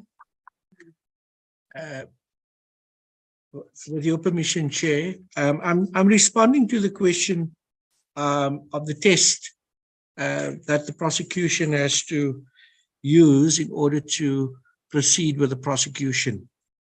I think that I just want to give a little background because I think it is an important question in the context of delay and in the context of why investigations take some time. I think the starting point must be an understanding that the burden of proof in relation to any criminal matter rests on the prosecution. So that is ultimately in the back of the mind of each and every prosecutor when they have to make a decision whether a case should be enrolled in a court.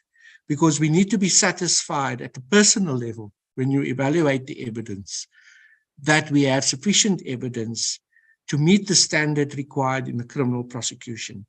Now, in order to do that, we take into account a number of factors, inter alia, that we have all the original documentation seized. And so particularly in municipal matters, it's important to have original documentation. Where we don't have original documentation, we must ensure that the documentation that we do have will meet the standards of admissibility in the court. We must ensure that all witness evidence has been taken under oath and it's a prerequisite that that evidence be taken under oath. We must ensure that all computer records are obtained. We must ensure that all expert evidence is obtained, including our forensic audit reports. And I think General Abaya has explained also that in certain matters, it takes time to collate and to obtain those forensic audit report.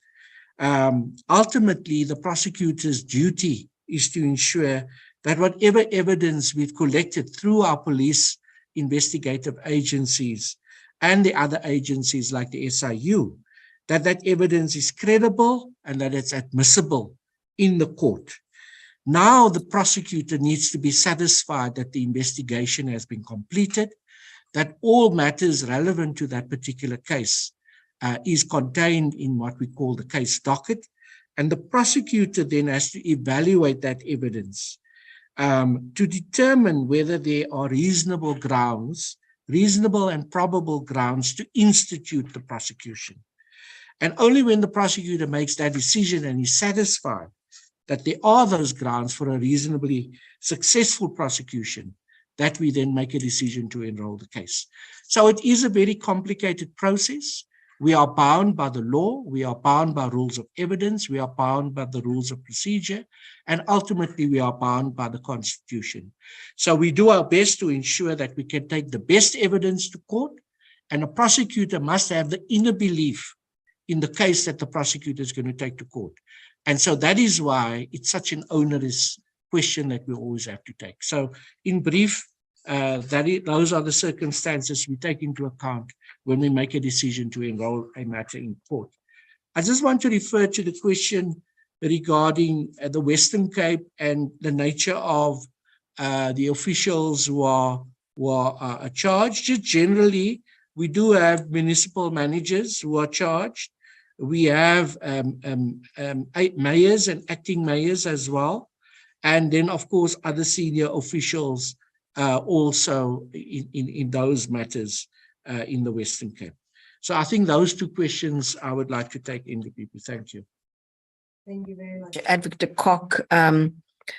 Honourable member, honourable chair, honourable members. The other questions, I think to really emphasize one of the issues that Advocate de Kock has already touched on, and that is that if the evidence does not meet the standard, the reason why I emphasize this is one of the honourable members raised the issue of, bringing cases to court where there's insufficient evidence. And I think we want to be very clear that when the prosecutors make the assessment of the evidence before them, they are required to ensure and satisfy themselves that the standard of proof and of the evidence that we have meets the test of reasonable prospects of a successful prosecution.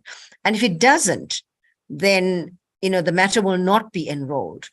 Of course, during a trial, it may well happen that, witnesses don't stand cross-examination very well, or they may in fact recant on their statements.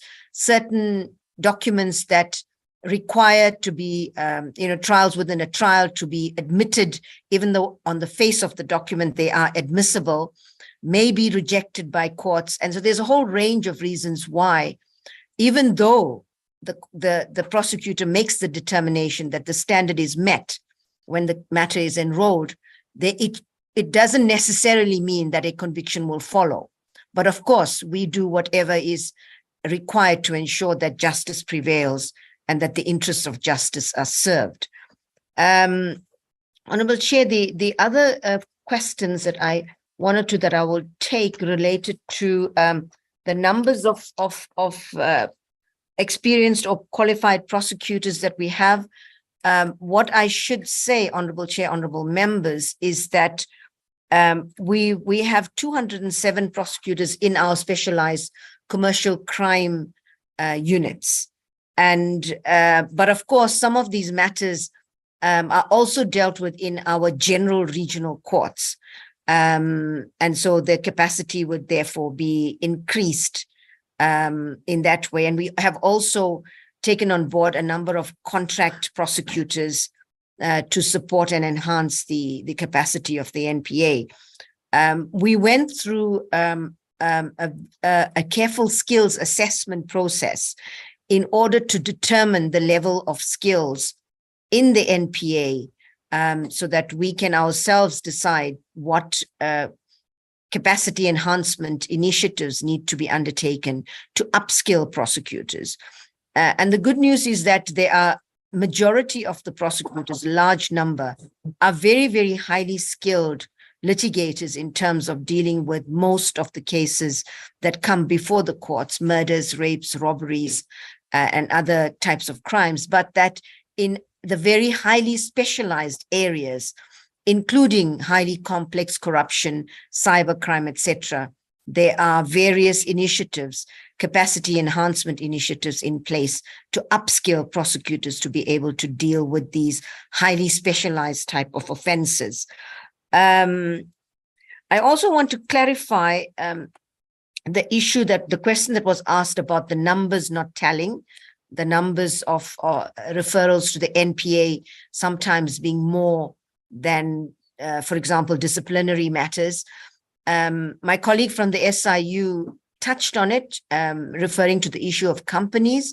I think the more important aspect of this is that the SIU in their referrals actually refer per transgression or transaction to the NPA. So you may find that the number of referrals could be 10 or 20, but relates to one particular accused or two accused persons.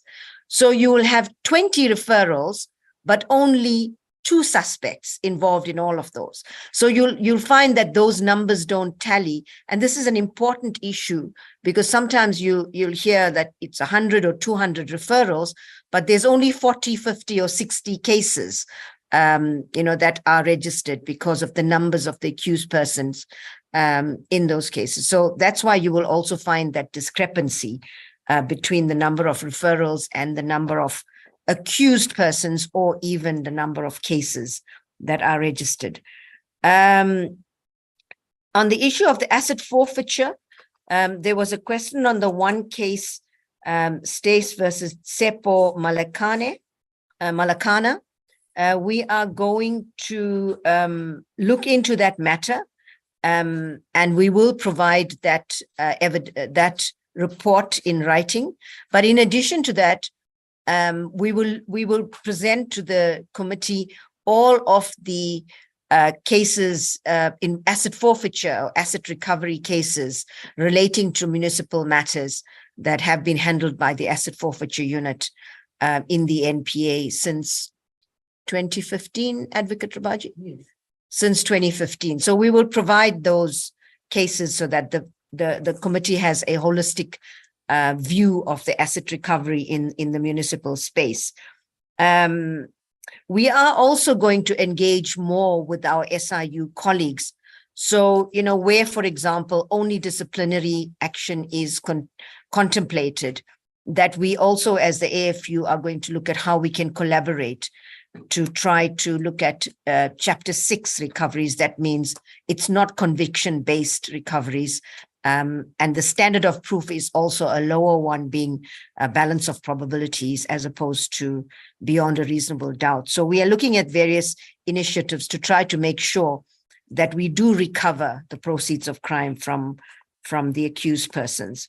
On the issue of our colleague, honorable member, that referred to the matter of cases disappearing from the dashboard, which I apparently vehemently opposed. I'm afraid I can't remember the details, and context is sometimes everything. So it will be very useful if we can get the details of which cases were on dashboards and are not. There could be reasons for it. It could be that the matter's been finalized. But of course, we need to look into the individual matters and see what the reason for them not being on the dashboard, if they were previously, what the reasons are, but we will need more details on that. On the issue of Forensic reports are indeed privileged. They are part of the docket and required for evidence. And on the issue of, I'm just checking to make sure that I have dealt with most of the issues.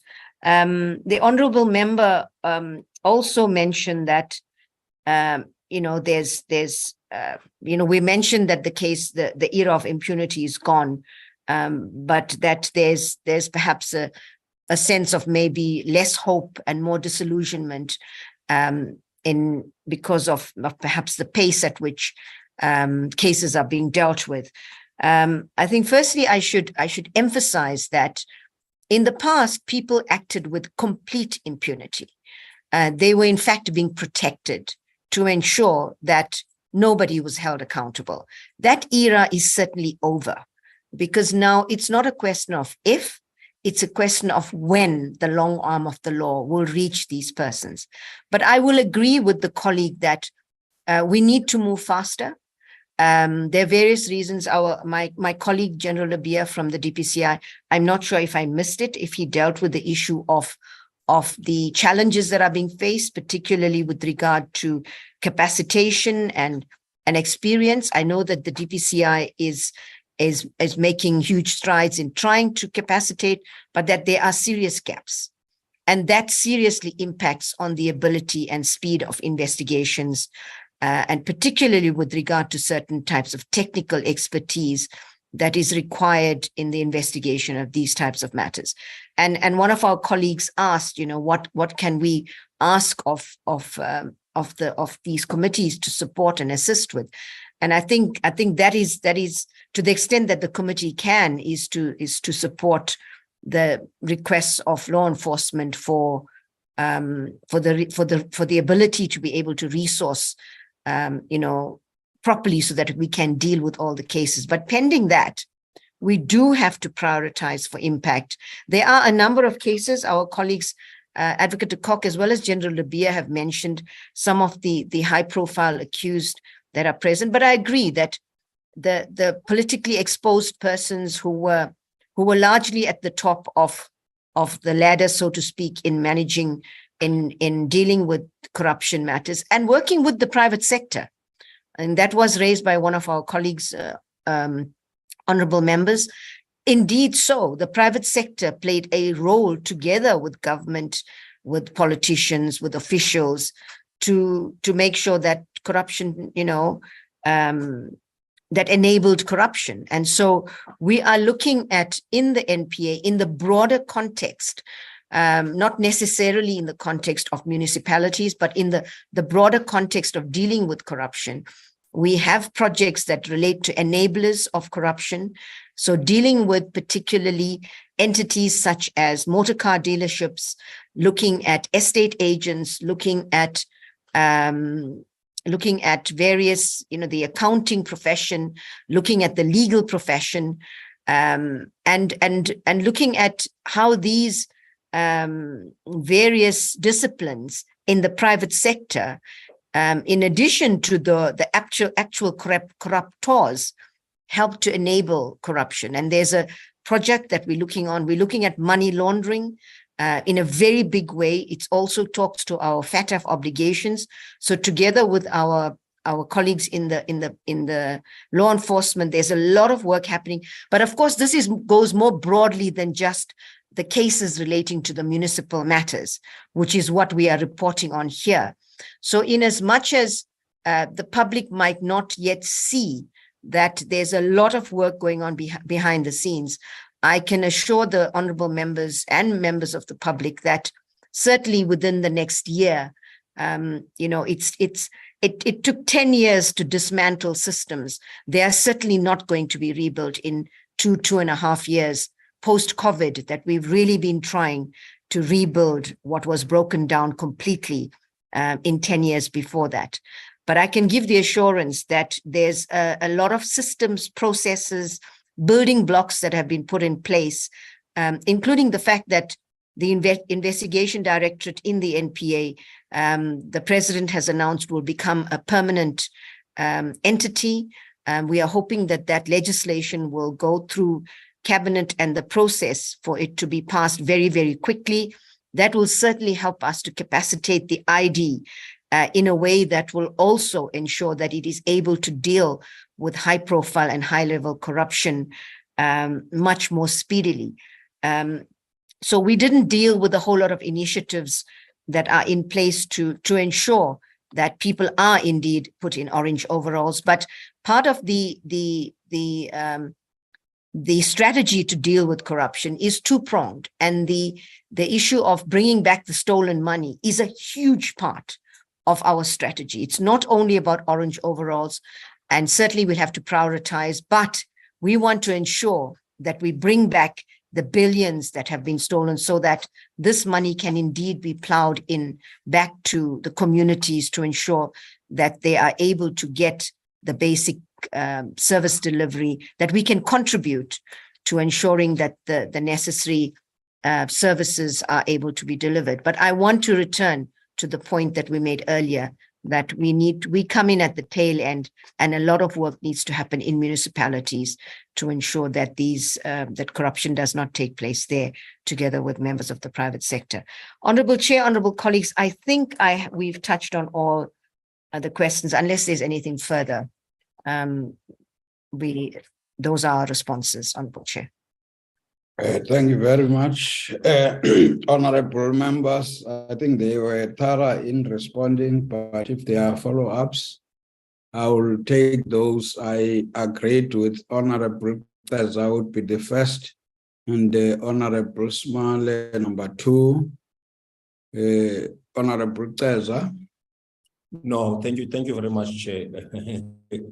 I almost allowed myself to be angered by Mr. Khetho, which I shouldn't have. It's unnecessary, Chair, because that matter of TSEPO is very, very close to me. It happened straight in front of my eyes in where I stay in Steve local municipality. So I almost went off to being emotional there, but at this platform, I shouldn't. That's unnecessary. I think I was also assisted by the doctor in the Hawks, in the manner in which, and in the NPA as well. The last responded that responded in terms of covering those matters. But I just wanted clarity on this matter. I think it's my first time to hear the local government anti-corruption forums, Chair. And it's quite interesting because in relation to some of the issues pertaining to budget initiation, I noticed that there is the stakeholders there are provincial departments, National Copter, Office of the Premier, Copter, Chapter 9 institutions, and public protector, religious and traditional affairs, some of which are part of the structures within the traditional affairs department. I just wanted to ask whether they sit within the National Initiation Organization Committee and to deal with the issues of budget initiation, as it were, and then issues of underage initiation and amputations and injuries and abuses and so on. I just wanted that clarity. That's all that was left. Thank you, Chair. Thank you, Honorable Smale. Thank you, Chair. I'll be short. I am noting the asset forfeit units report, just to have an indication of what type of work that they have done. It would have been my follow-up question. It wasn't raised in the beginning. Secondly, the money recovered by the Hawks vis-a-vis the actual loss or the charges that it might be. If some sort of a replica report can be put together, because it would be interesting to put the two things together. Then one thing that the NPA did not come about, I specifically asked the question around cases that has been prioritized at the expense of cases being dropped or being set aside. I'm trying to understand the type of workload that cannot receive the necessary attention in a specific timeline. And I'm trying to understand what are the percentage cases or the number of cases that we actually can't get through the work that has been alluded to. Chairperson, I'm just going to leave it there for now. There will be no coming back. As we respond to the follow-up questions, we should also be almost making closing remarks. So I would allow the SIU, if there was anything related to yourselves, but if nothing, closing remarks. No, thank you, Honorable Chair and Honorable Member. There was a question directed to the SIU, and I just need to indicate to the Honorable Member that we will follow up on the issue about the TEPO matter so that we can try and find out what happened. Because based on the assessment that I've made, I've not come across it, but we'll engage so that we can get the details. And the issue about the Local Government Anti-Corruption Forum, Chair, it's a forum that, like we've indicated, that it's a forum that is trying to bring together all the stakeholders, including the civil society and other members together so that we can tackle the issue of corruption. So with regard to that, there's a steering committee where all the matters get reported, and the steering committee decides that this matter can be best dealt by SIU or the Hawks or any agency that is available. So that's what happened. So I will suggest that any matter, you can report the matter, and if it does not fit within the scope of local government anti-corruption, we'll find a home for that matter where it can be dealt with, because every matter that irregularity that happened, it requires investigation. So we'll direct it, be it other forum or other agency that can best deal with it, we will able to deal with it. Because over and above, there's that's Health Sector Anti-Corruption Forum, which look at the whole issue of health, of which when you talk about the amputation and the botched circumcision, maybe that's where it can best be dealt with. But you can report it, then we'll be able to direct it where it's supposed to be. Then in closing, Chair, let me take this opportunity to thank the opportunity given by the committee to brief you on the work that we have done at the SIU.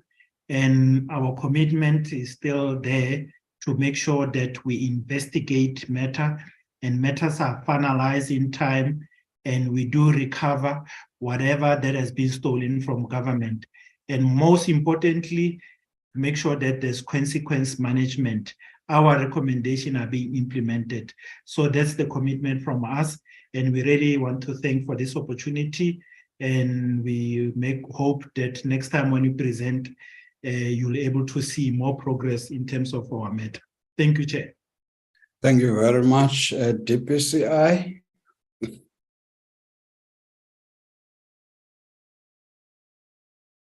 Thank you very much, Honorable Chairperson and honorable members. I think that the last question that the Honorable Small reflected the DPCI. I'm not sure if it was intended for the DPCI regarding the issue of recovery, whether it was not intended for the asset forfeiture unit.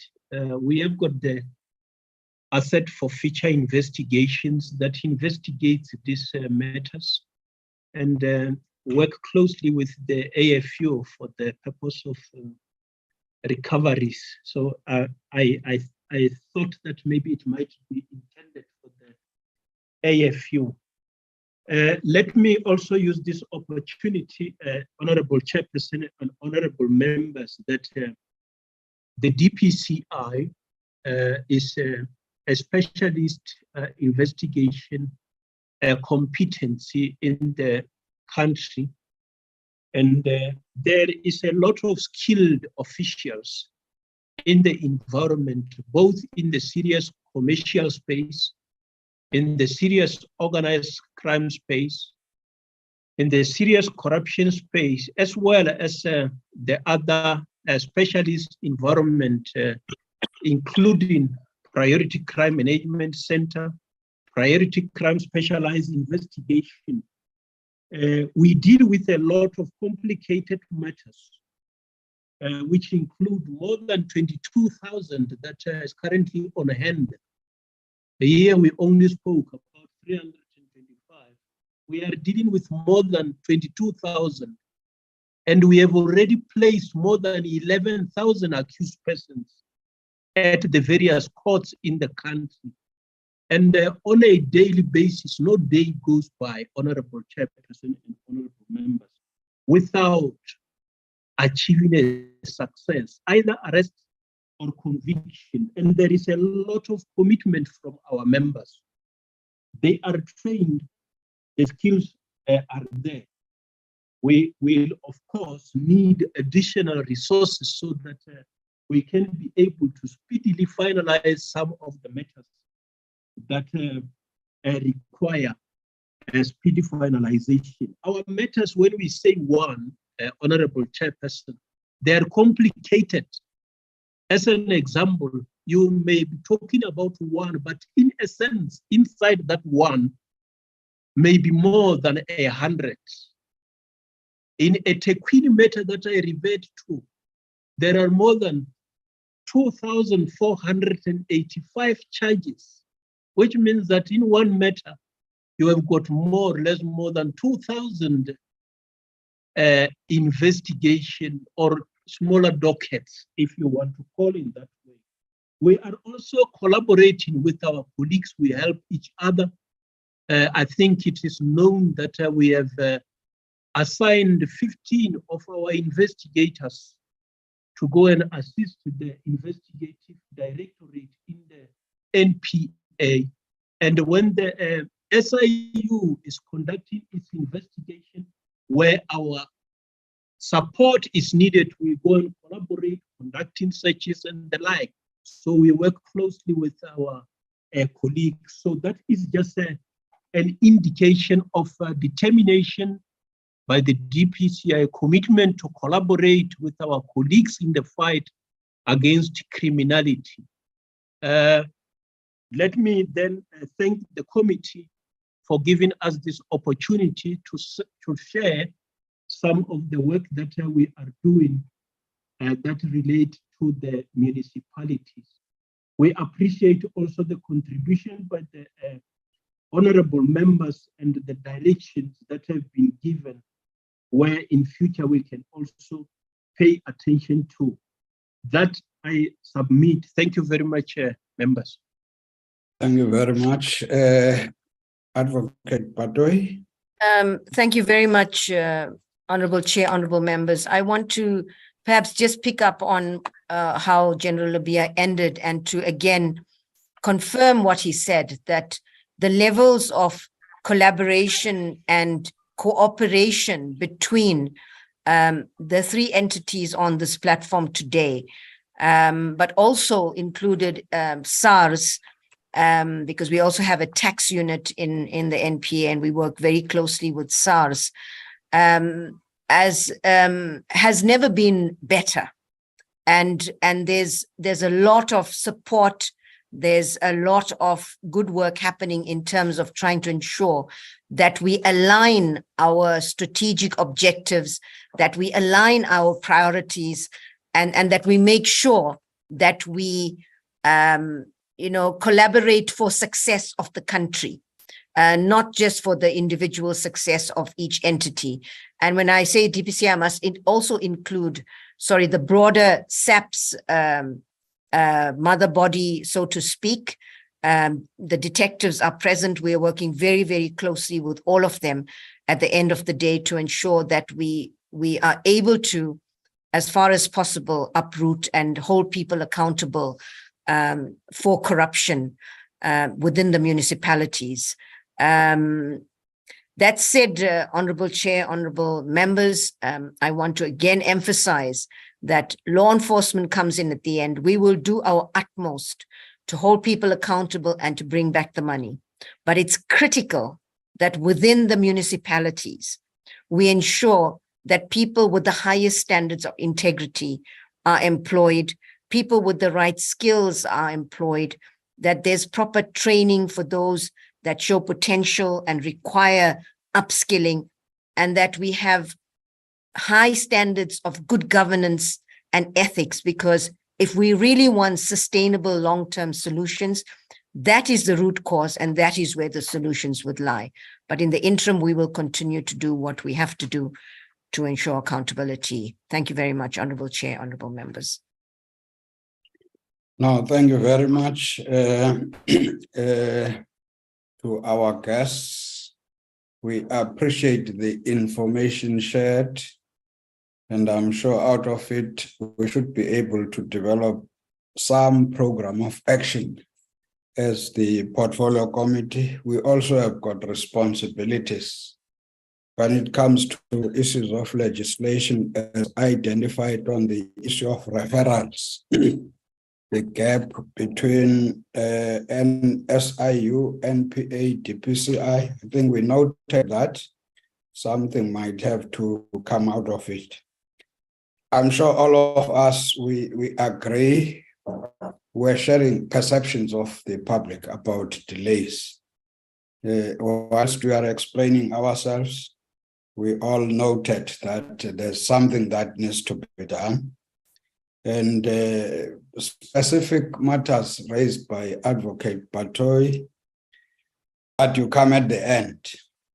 There are governance issues raised by the AG, so it does talk to us as the portfolio committee to say what should be done.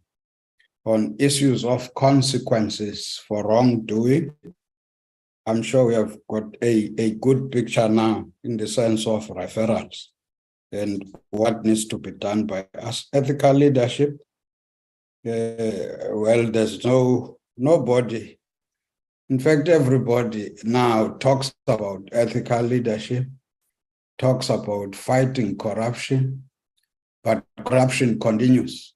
And so hence I'm saying we have got some lessons here. We appreciate to pick a sense that the law enforcement agencies are committed to dealing with this. My last message would be going to SAPS.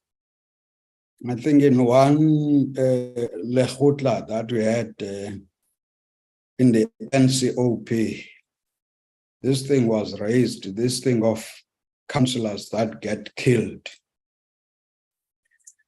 And names were thrown out. I'm sure in the course of trying to convert people to understand that we should be ethical, some of these people who are involved are ready to kill. And I think it was the former President Mbeki, narrating a story to say some municipalities or a municipality somewhere found that there are what they call these hitmen or ingabi are in the payroll of the municipality. So that thing is spreading across the country. It's just a message to say, whilst we agreed in that NCOP meeting to say we will advocate for this thing to come to an end. And when we say advocate, we don't only expect law enforcement agencies to deal with that. We expect society as well. But I thought I should raise that matter to say it must be in the radar of the police We can't hire people to kill other people. They are in the payroll of municipalities. These are criminals who are emboldened for whatever reason. So we still find that. But otherwise, thank you very much for the meeting, the session.